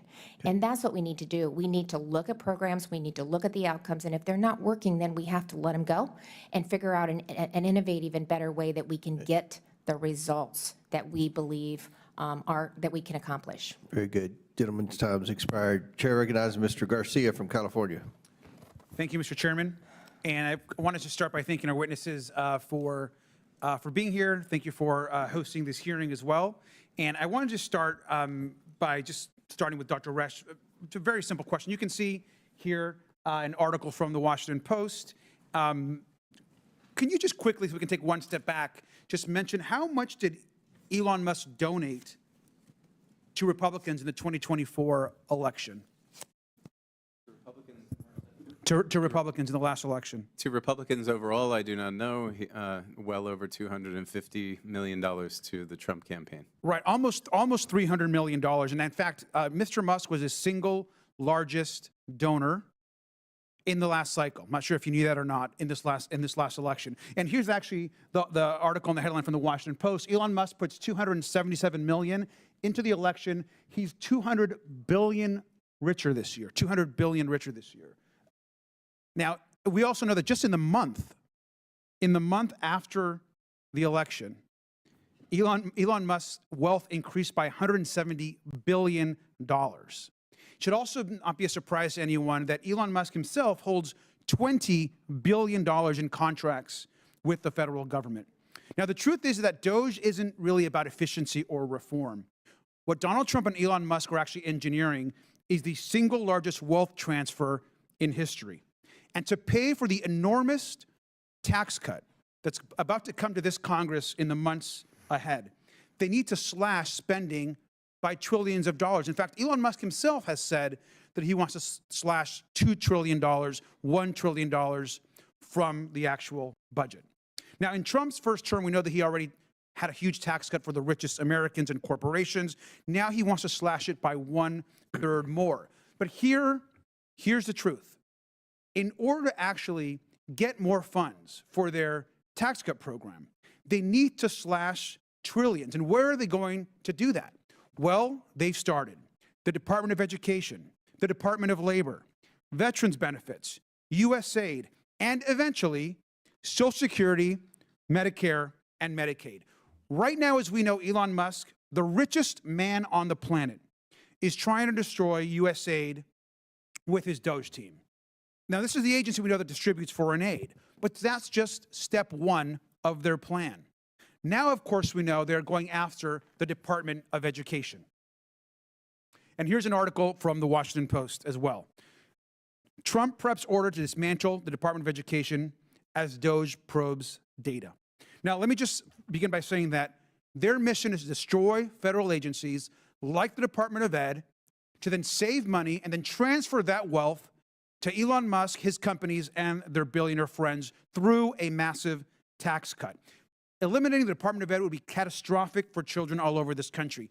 I'm a longtime educator. I spent 10 years in the classroom teaching and as an administrator. The funding provided by the Department of Ed is critical to children with disabilities, student loans for colleges, and ensuring that students are protected across this country.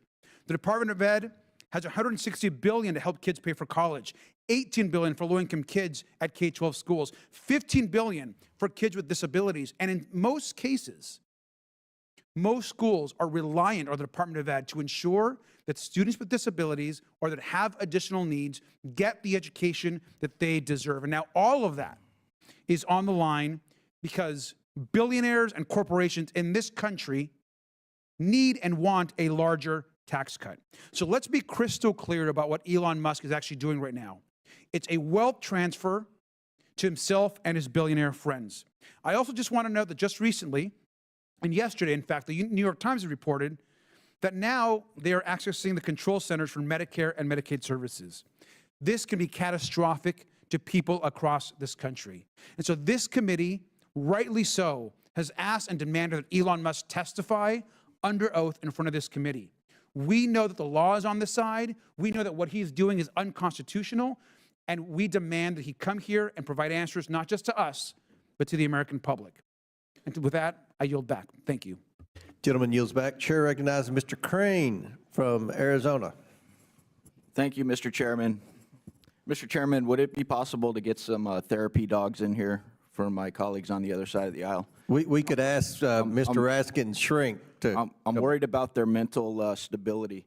You know, I think it's funny, Mr. Chairman, when I hear my colleagues on the other side of the aisle whining and complaining. I mean, those are insults, to be clear. Elon Musk. Excuse me, this is my time, thanks.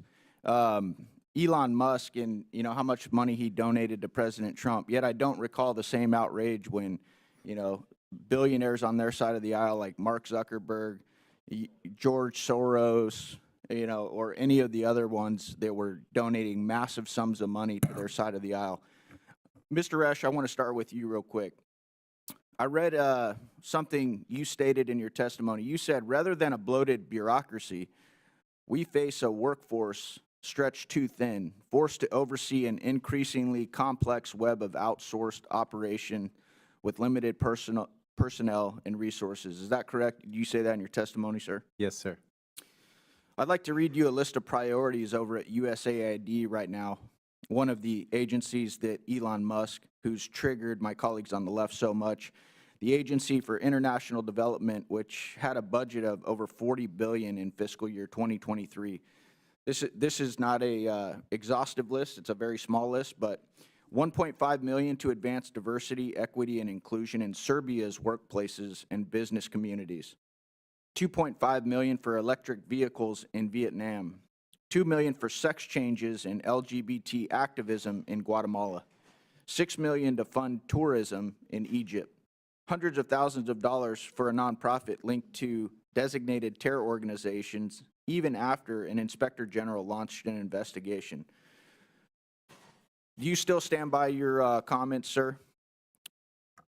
Yes, my comments were in regards to the ability of administrators to adequately oversee the funds that Congress has appropriated to them for these programs.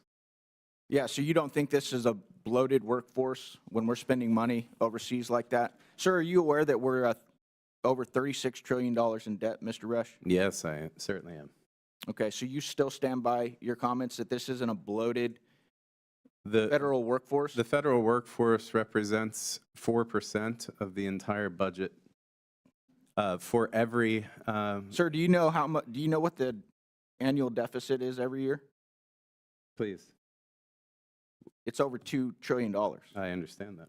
Okay, so you still stand by your comments that it's not a bloated workforce? $2 trillion is not reflective of the workforce that is the federal employee. Oh, it's not? We don't we're not spending money on the workforce? Your Okay, entire copy. your entire budget, 4%.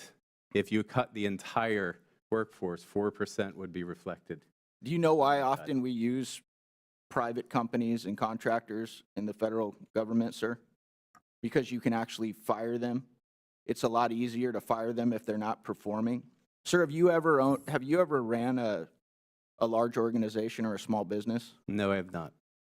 I just find it interesting that we bring in a governor of one of the United States who has actually run a state to talk about all the cuts, the elimination of fraud, waste, and abuse, and how she's got her state high performing and made a bunch of changes so that they actually have a surplus. And my Democrat colleagues bring in a professor who's never run a large organization, never run a small business, and therefore has really no idea what it's like to deal with the consequences of out-of-control spending and inefficiencies. Does that strike anybody else in the room as odd? What about you, Mr. Schatz? Who are you going to take advice from on efficiency? Somebody who's actually run a large organization or business or maybe a state? And I'm not trying to throw shade at Dr. Resch and his profession. There's been a lot of professors in my life that have brought me a lot of value. But when we're talking about trying to add efficiencies to the largest government in the history of the world that's operating at $36 trillion national debt, $2 trillion annual deficit, Mr. Schatz, who are you going to take counsel and advice from? Well, I think anyone who has an idea about how to cut spending should be welcome, and that could include academics, it can include nonprofit groups, governors. So the point is to get the job done, not to keep talking about it. That's right. And the last thing I'll say is, because my Democrat colleagues are losing their mind with Elon Musk, don't forget that Elon Musk campaigned with the president. The American people were very excited about Elon Musk using all of the tools and experience that he has and that he's used in the private sector to come in and streamline this federal government. Thank you, Mr. Chairman. I yield back. Thank you. Chair recognizes Mr. Frost from Florida. Thank you. Governor Reynolds, thank you so much for being here today. I've been to Iowa. I've spent a lot of time in Iowa. It's a beautiful state. So thank you for being here. Medicaid covers almost 700,000 Iowans, over a third of Iowa's children. In 2013, I believe, Iowa expanded Medicaid. I have a few questions for you. If Medicaid funding were to disappear, what would that mean for the people of Iowa? Well, I don't think it will disappear. Simply looking at a system and seeing if we can enhance it and make it better doesn't. That's not my question, though, Governor. My question is, if it were to disappear, what would that mean for your Well, I don't think that's the intent of anybody, but we need to do it better, and we need to help these If it kids were to be disappear, successful. Governor, what would that mean for the Well, I people? can't speculate on that because I don't believe that that would happen. So you, as the governor of your state, can't say what it would mean to lose Medicaid for your people? Okay, we'll move on. How would people across Iowa react to rural and community health centers having to suddenly close? Well, we're, as I talked about in my opening remarks, we're actually working on maternal health and working on health care in rural Iowa. And that means, again, looking at regions. I took, 32 fragmented substance abuse, and mental health regions and unified them into 7 behavioral health regions. That's and great we're to hear, putting in Governor. place a hub and spoke model, which they will be a part of. I'm sure you're doing But great again, work. I it's want to the focus on duplication that you the don't want to questions I lose. have. I have limited time. I'm sorry, Governor. Okay. I'm sure you're doing great work on this. My question is about rural and community health centers. Yep. Community health centers that receive a huge amount of federal funding, including programs that help Iowans afford medication and prescription drugs. What would that mean for And they're a part of our solution, and we're taking that to account. But we don't want duplication of services so that we can get those dollars on the ground. I'm going to move on, Governor. I'm going to move on. That's good to hear. Some Republicans on this committee are calling Trump's careless assault on essential federal services, including his freezing of Medicaid payment system, right-sizing. What is the right size for health care? Well, that's going to vary from state to state. So, you know, I mean, Would you be okay with Elon Musk or Trump right-sizing Medicaid in Iowa? I don't think we should be afraid of having the private sector step in and take a look at how we're providing these services. We can learn from them. Just taking a look, Governor. It's both. Decisions are being made. Well, they're looking at the system and making recommendations, freezing and the we Medicaid shouldn't payment system? We shouldn't be afraid of that. So I think that Governor, no one is afraid. Governor, sorry, I'm going to reclaim my time. Okay, thank No one is afraid of opening, taking a look at what's going on. But what we are afraid of is our services, the things that people depend on being ripped away from us. I'm worried about Iowans losing the Medicaid that they voted to expand. 700,000 Iowans are on Medicaid. But that's why we made the changes that we made. That's why we realigned, we eliminated the duplication, and by doing that, it put more money into the program to actually meet the needs of our constituents. Well, let's talk about what you did, because we were just talking about what you did. You came to office, you made some changes to help with efficiency. I respect that. But there's something that was brought up even by the chair that I want to bring up that shows the difference between what you did and what's happening right now at the federal government. You worked with the legislature and passed legislation in your state legislature to make the broadest changes you wanted to make. And that is not what's going on right now when we talk about DOGE and everything else. You even mentioned at the beginning of this hearing, you were so proud to say that you did this all without massive layoffs, without forcing a large percentage of your workforce to leave because you saw them as valuable. I respect that, Governor. I respect you for that. That's not what's going on here at the federal level. But let's move on to FEMA really quickly. Okay. Trump has said that he wants FEMA to go away. He would like to see the states take care of the disasters on their own. I come from Florida. We work very closely with FEMA. Do you think most Iowans would agree with President Trump that FEMA should suddenly stop existing? I don't think he's eliminating, and I think what I had understood was he was thinking that maybe it should go back to the states, which that's something I think we should take a look at. Governor, a reclaim. The president was very clear in this. He believes that the agency, FEMA, should be completely eliminated. Do you agree with that, or do you not agree with that? I mean, it's okay to disagree sometimes with, Well, I'm not afraid to disagree. I'm just thinking, do you disagree with FEMA, with his assessment of FEMA? It's bureaucratic. It's a nightmare to work with. They can only do one thing at a time. I have impacted individuals. There are huge, but do you agree with him that we should eliminate it? We could have a whole other hearing. Governor, sorry, I'm going to reclaim my comment. Do you agree with him that we should eliminate FEMA? Yes or no? I think we need to take a look at it and how those services are delivered. But you don't think we should eliminate it? I think we should take a look at it and see how those services are delivered. Okay, but it sounds like you don't think we should we shouldn't get rid of it, which I agree with. In the past 10 years, your state has been granted FEMA support 10 times.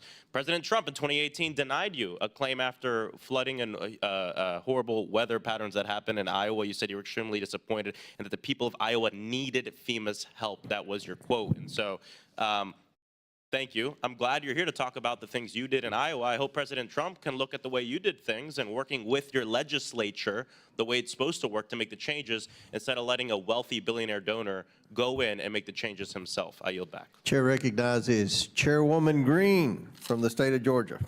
Thank you, Mr. Chairman. My Democrat colleagues are reacting with manufactured outrage over Elon Musk and the DOGE team going in and cleaning up the federal government. They're saying the American people did not vote for this, but I would like to correct that record. On July 13th, when President Trump was shot in Butler, Pennsylvania, Elon Musk got behind President Trump and he endorsed him. And then on August 19th of 2024, this is before the election, Elon Musk posted on his own account, "I am willing to serve," and that right there says DOGE. This was not something that was created after the election. It is no surprise to the American people. As a matter of fact, the Department of Government Efficiency was a key part of President Trump's campaign, and President Trump campaigned over and over again on DOGE and Elon Musk helping him. As a matter of fact, right here on Rolling Stones, which is very far left, by the way, Trump says he would give Elon Musk a top role in his administration. Again, this was on August 20th, 2024, well before the election. This was no surprise to the American people. The American people love DOGE so much. They love the concept of saving the federal government, saving Americans, and putting America first, cutting the waste and the spending, cutting down the size of the federal government. They love it so much, they voted for President Trump and elected him with an overwhelming victory. He won the popular vote, 312 electoral college votes. It's the Democrats that are the ones that are still lost on their message, and their message is a failure, and the American people spoke out about it. As the national debt approaches $36.5 trillion, our children and our grandchildren's futures are being sacrificed at the altar of wasteful government spending and corruption. With my new subcommittee on DOGE this Congress, we are going to dig deep on the wasteful spending and corrupt bureaucracies that have plagued our nation for far too long. We will make recommendations to address these problems, and we will make sure the American people know exactly what is being done with their hard-earned tax dollars. After all, this is what they voted for. Governor Reynolds.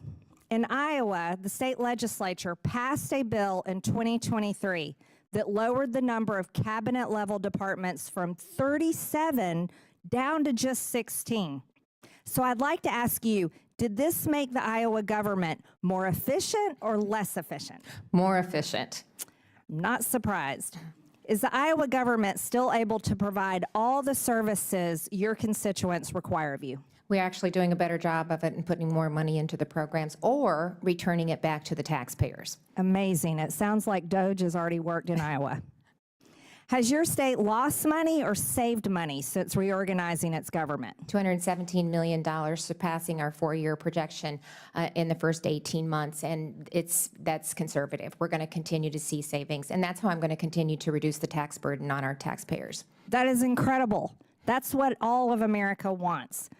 So how do you think the federal government can translate what Iowa has done to the national level? You've already achieved it in your state. How can we replicate that? You're doing it by bringing the private sector in, having them take a look at the inefficiencies in government, look at the systems, look at the duplication, look at the unaccountability. There's no transparency. There's no metrics. There's no data that they can point to.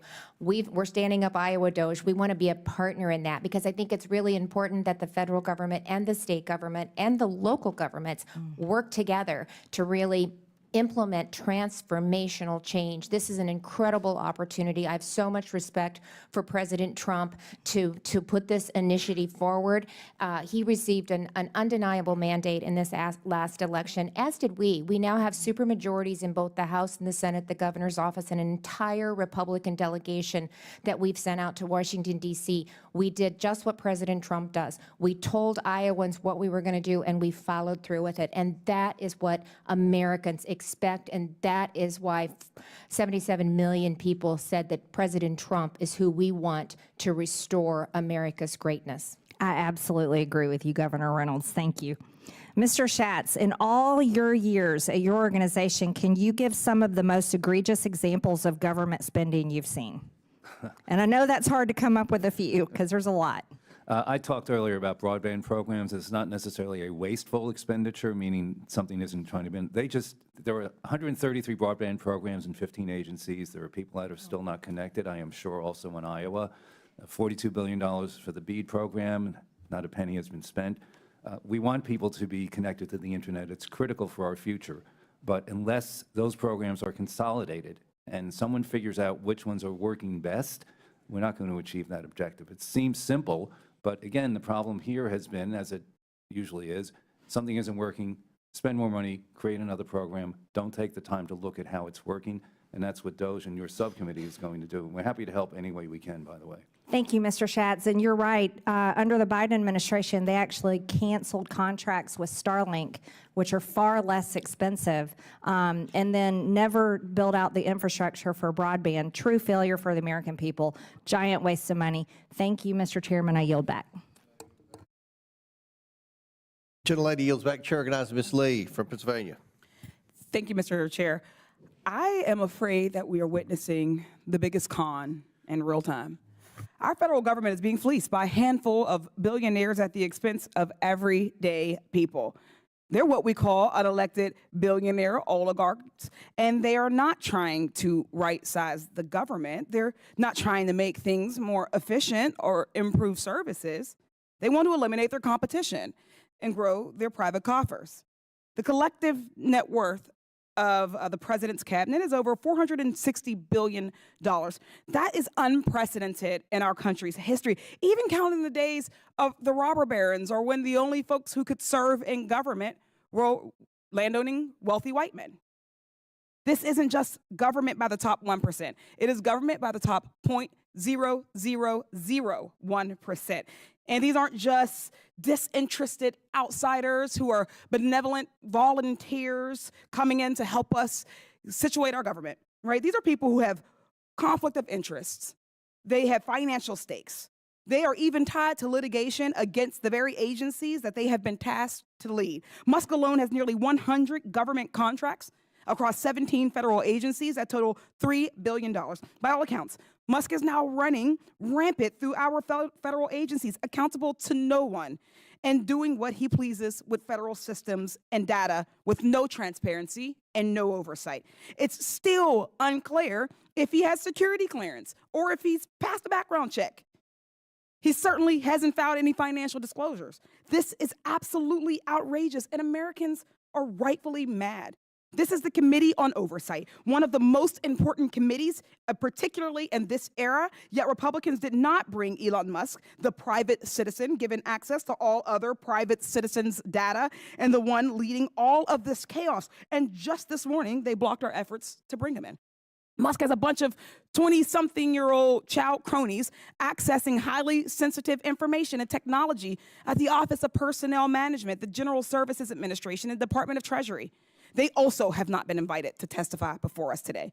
So I think we need to ask ourselves, why does an unelected billionaire need access to Americans' Social Security numbers and the $6 trillion payment system? And if this operation is so legit, why is there no transparency? Why are we pretending this is about right-sizing?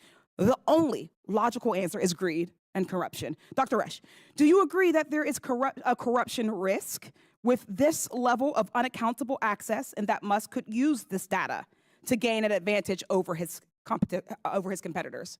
Whenever there is no security clearance, there is a corruption risk.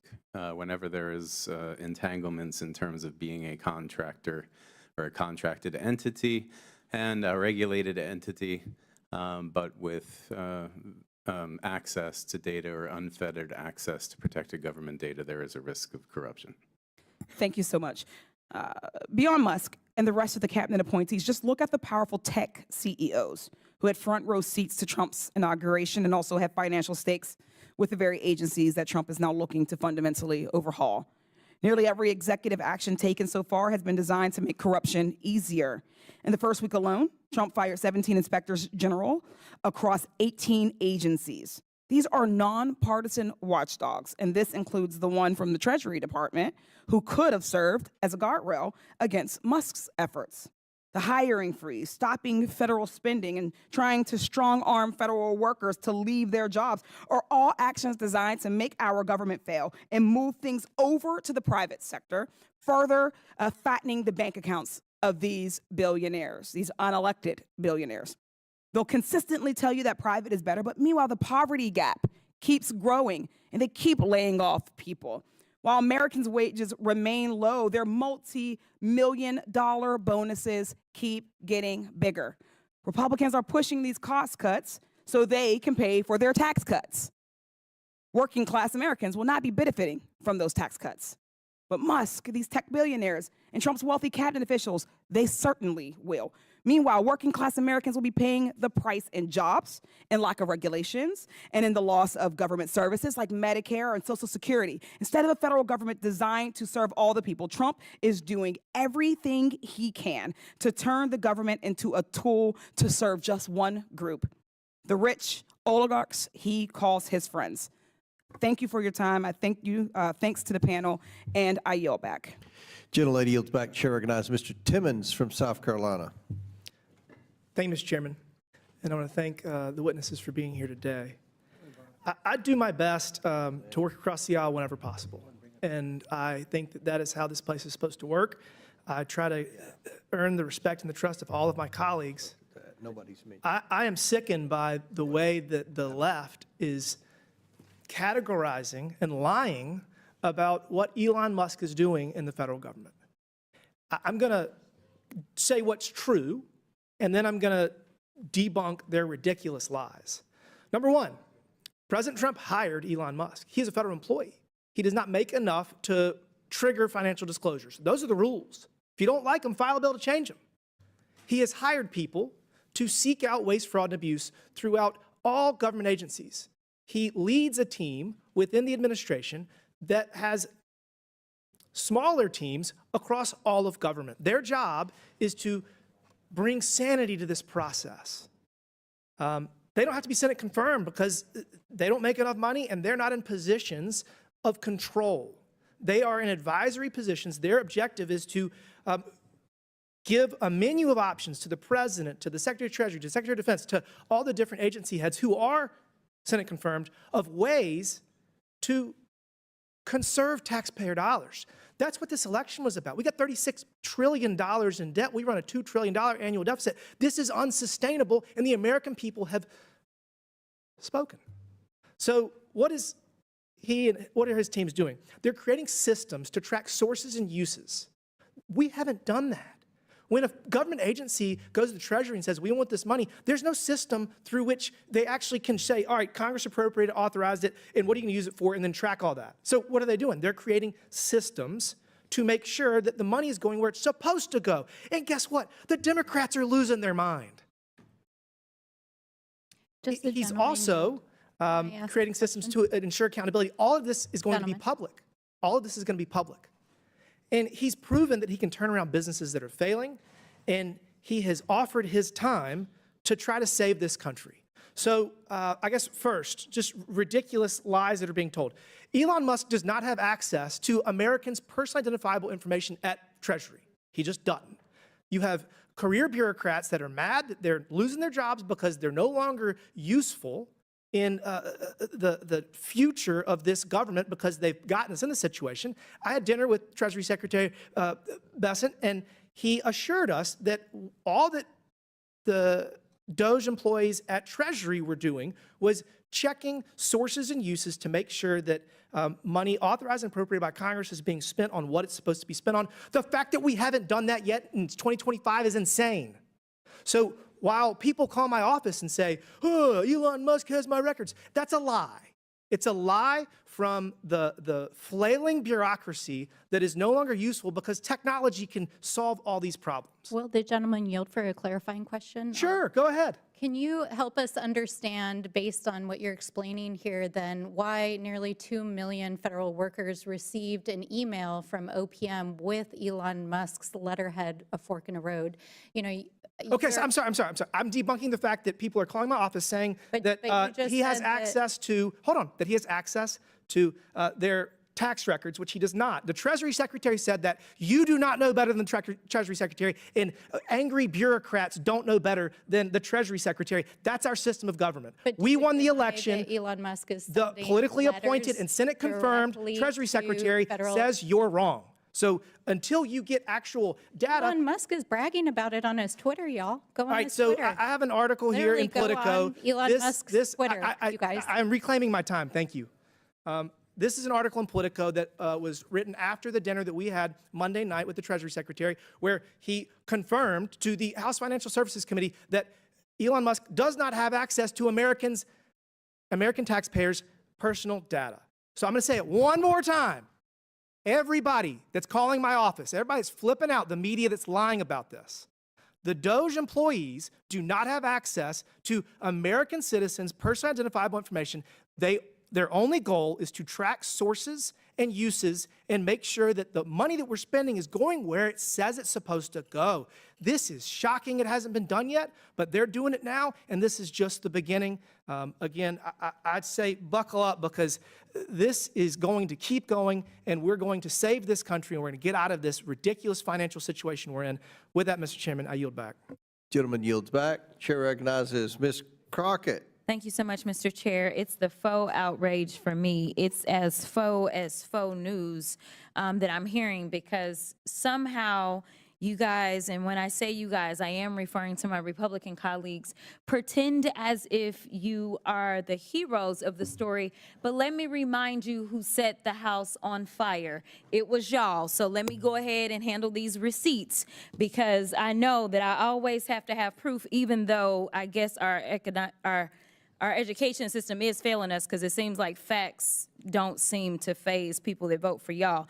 But I'm going to do it anyway. So when we talk about debt, I'd ask for unanimous consent to enter into a record this article that says Donald Trump built a national debt so big, even before the pandemic, that it'll weigh down the economy for years. Without objection, so ordered. Thank you so much. In fact, it talked about the fact that he ran up our debt almost $8 trillion.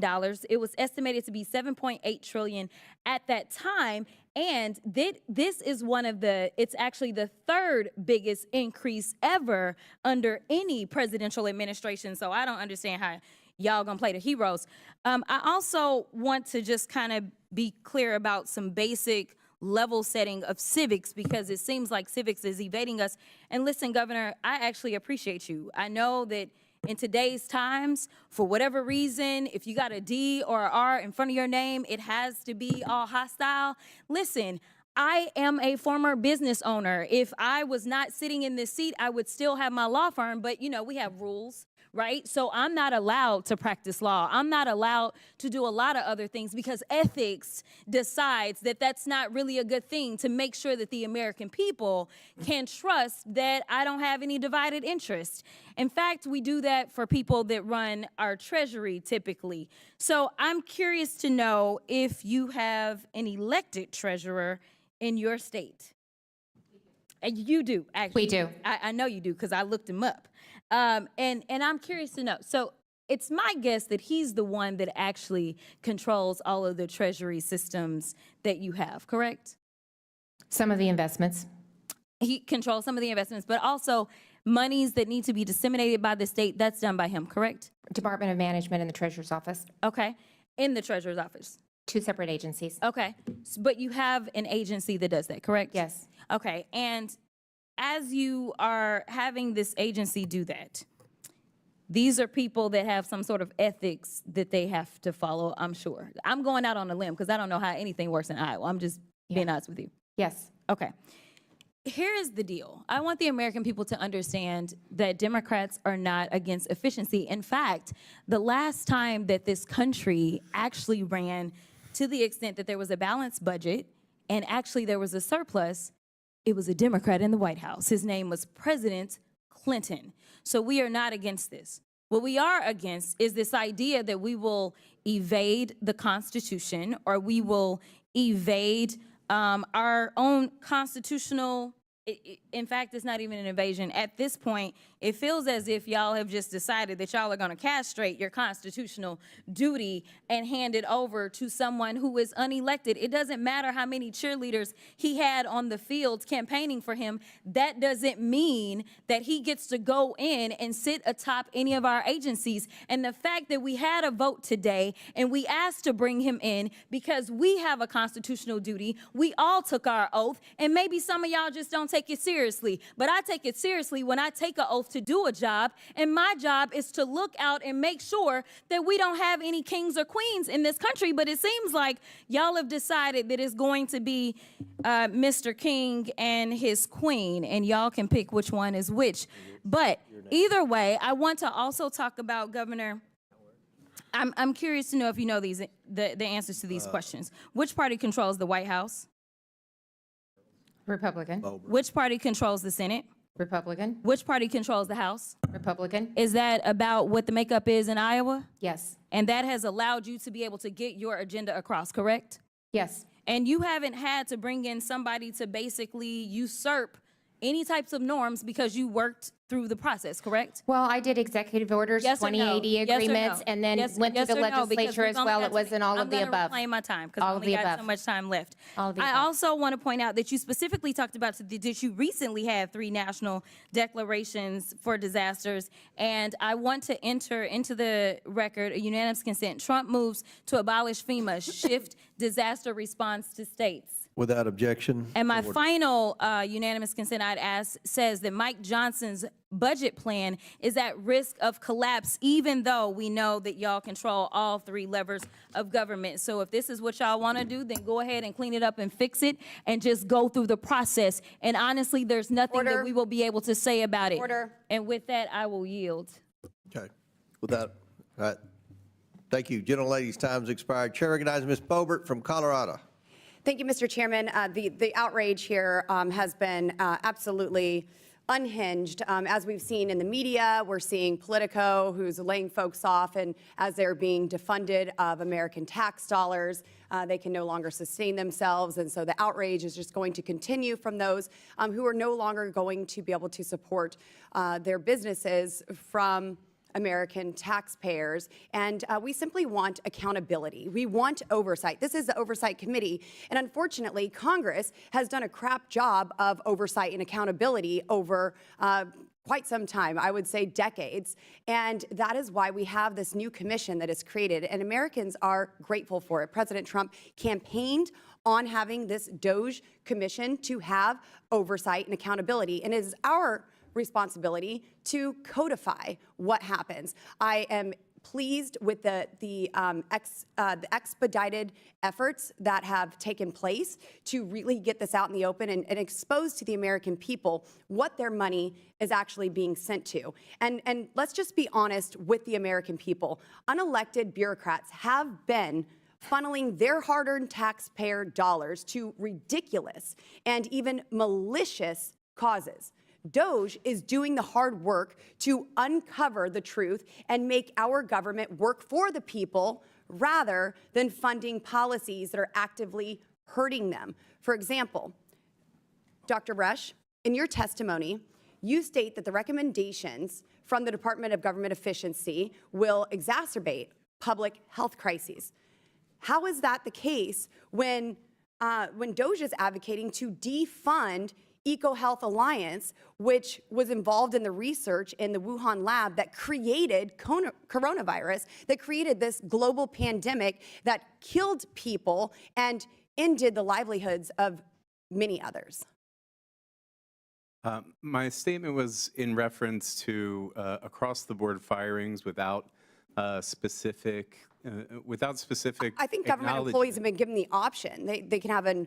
And those that will be given the option will be more competitive on a private market basis than those that stay. So then you'll be losing your best public employees. Were our best public employees at the Wuhan lab of virology?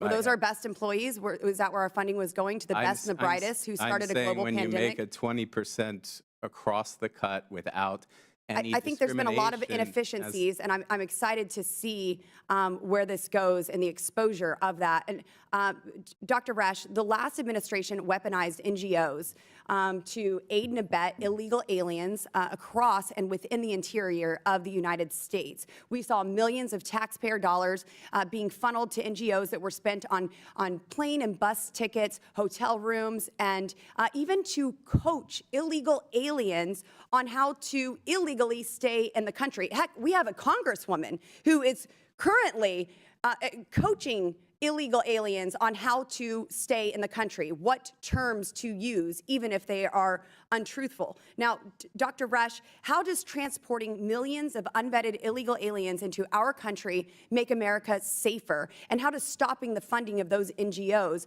harm America? That is tangential and irrelevant to myself. Oh, it is not irrelevant. Let's go through the list of relevancy, shall we? When we have open borders allowing millions of illegal aliens coming into our country unvetted, then the relevancy is in terms of Laken Riley, Jocelyn Nungary, Rachel Morin, Ruby Garcia, Lisbeth Medina, and I could go on and on and on and on with the American citizens who were killed at the hands of illegal aliens. So I think it's pretty relevant to say we need to look into these NGOs and what they are doing with these unvetted illegal aliens coming into our country and remaining into our country. Would you agree? Does that bring some relevancy to the topic, sir? Not to workforce cuts across the American public service. Well, but we're also talking about the funding that is going out. We are cutting spending at an executive level, and I hope that we codify all of that here within these chambers to ensure that it doesn't go out again. Now, in your testimony, you also mentioned that DOGE proposals reflect an agenda to dismantle professional government. According to you, this is fundamentally at odds with the principles of democratic governance. In November, President Trump won by a decisive mandate promising to maximize governmental efficiency and productivity. And how are actions, these actions fulfilling the president's campaign promises fundamentally at odds with the principles of democratic governance? And while my time is running out, I want you to answer that, sir. But we hear about unelected folks. Democrats didn't even get a chance to vote for their own presidential candidate in their primary. So don't talk to me about unelected people actually being involved in the decisions in this country. But I would like to hear how that's at odds, sir. I have no response to that. Well, that's kind of Chairman, the gentlelady. I yield. Thank you. Chair now recognize Mr. Kassar. We're going to recognize Mr. Kassar, then Mr. Jordan, and then at the request of the witnesses, we're going to take a brief bathroom break. So Chair recognizes Mr. Kassar for 5 minutes, and then after him, it'll be Jordan, and then a brief 10-minute break. Chairman, I don't know why Republican members even show up to this committee or to Congress when it's clear who's really in charge of the federal government right now, and that's Elon Musk. And at the beginning of this hearing, when we asked our Republican colleagues if we could bring Mr. Musk to this committee, Republicans ran cover for him. They want him hiding in the White House tweeting, and they voted unanimously that they didn't want to hear from Elon Musk. Supposedly, this committee is supposed to be about rooting out waste, fraud, and abuse. And I agree. So let's talk about waste, fraud, and abuse.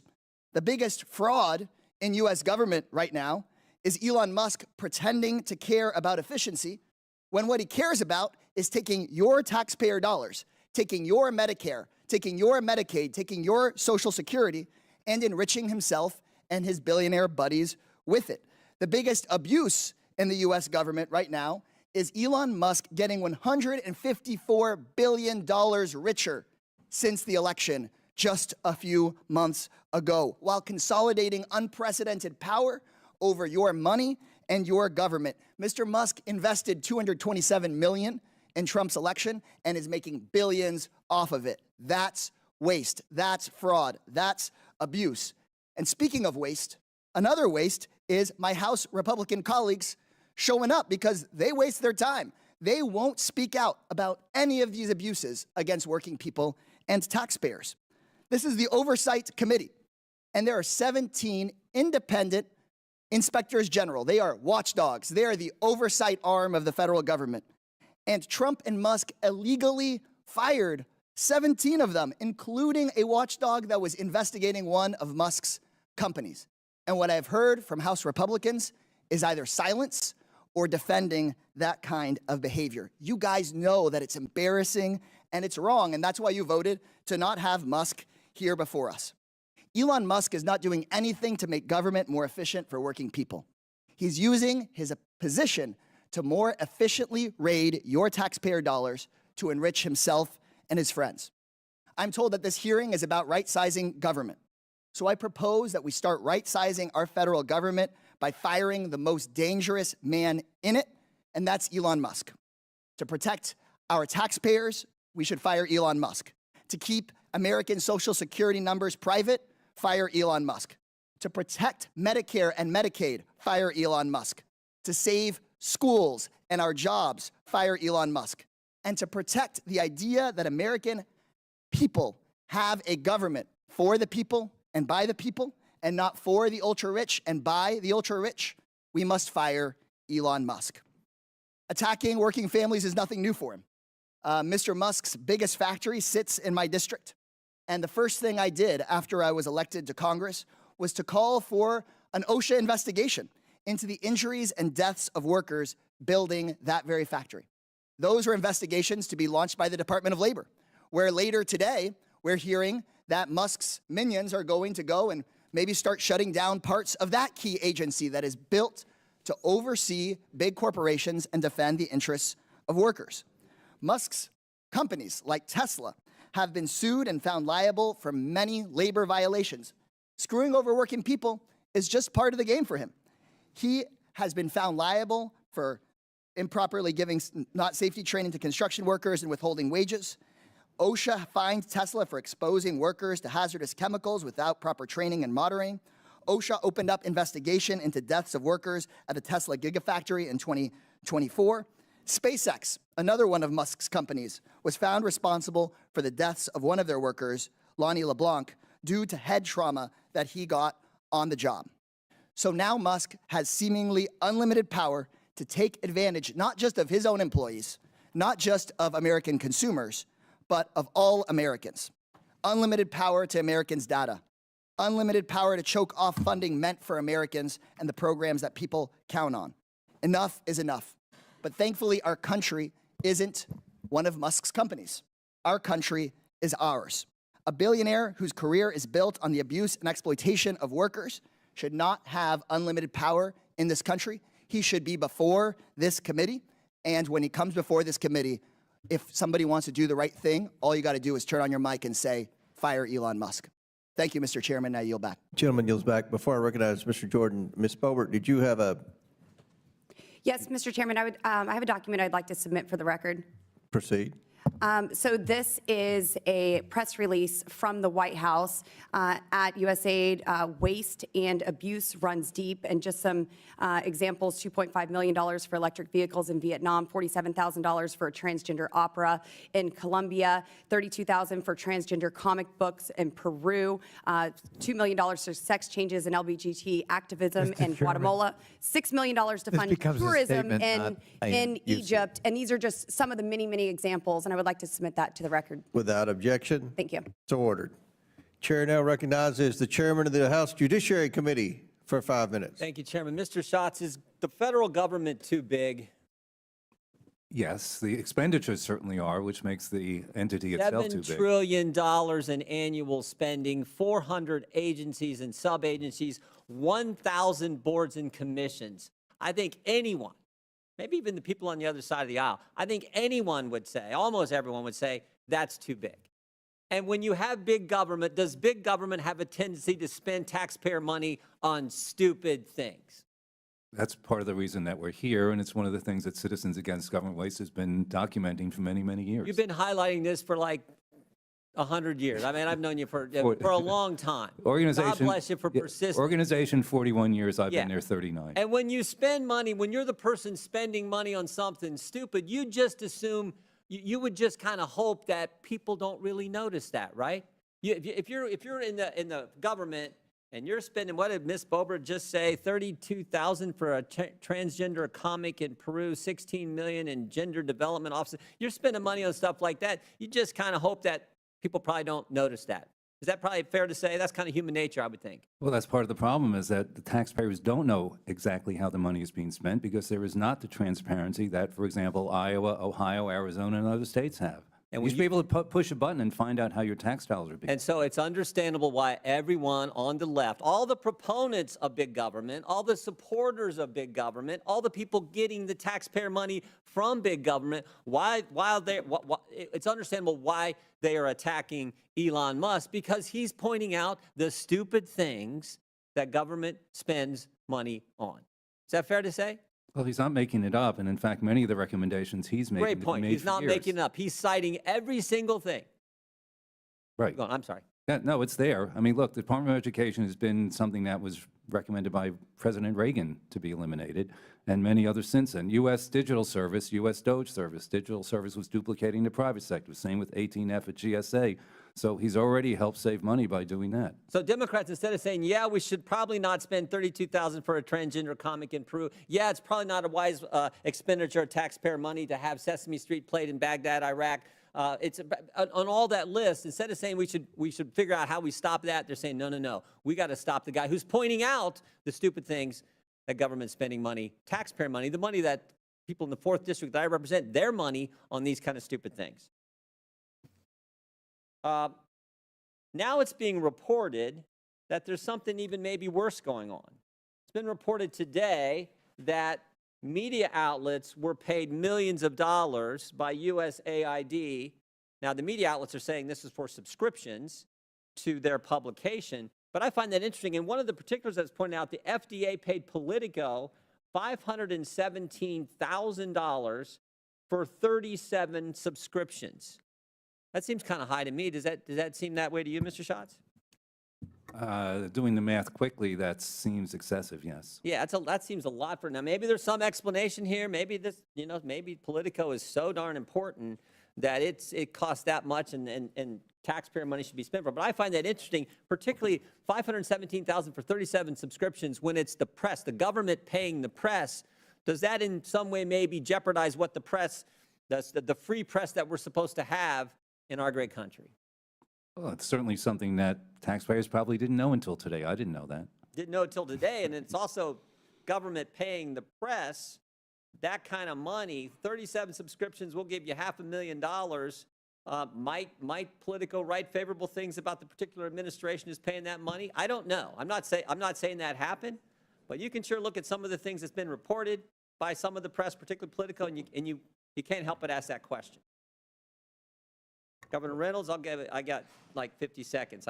You came all the way from the great state of Iowa. I'll give you a chance to comment on any of the things I raised there. But I do think this is amazing. The guy who's pointing out the stupid things the government spends money on, that's who gets attacked versus, no, let's fix the stupid things and not spend money on them. I just don't get that. And I think the American people have common sense, and that's how they look at it. My guess is, I know lots of good people in Iowa, they have lots of common sense. That's probably how they look at it. That's exactly how they look at it. $36 trillion in debt, $2 trillion annually being added to the debt. Kevin and I have 11 grandchildren. I want them to have the same opportunity I did growing up, and I appreciate President Trump trying to right-size this ship and get it back in line. And I don't hear any answers to the contrary. What are their answers except for leave everything the way it is? And that's not working, so thank you. That's not what you did in Iowa. You didn't leave everything the way it is, and you changed things, and taxpayers got more efficient government, which is exactly what we want. I yield back. Thank you. Gentleman yields back. Pursuant to the previous order, the committee will recess for 5 minutes to accommodate a witness request. The committee stands in recess.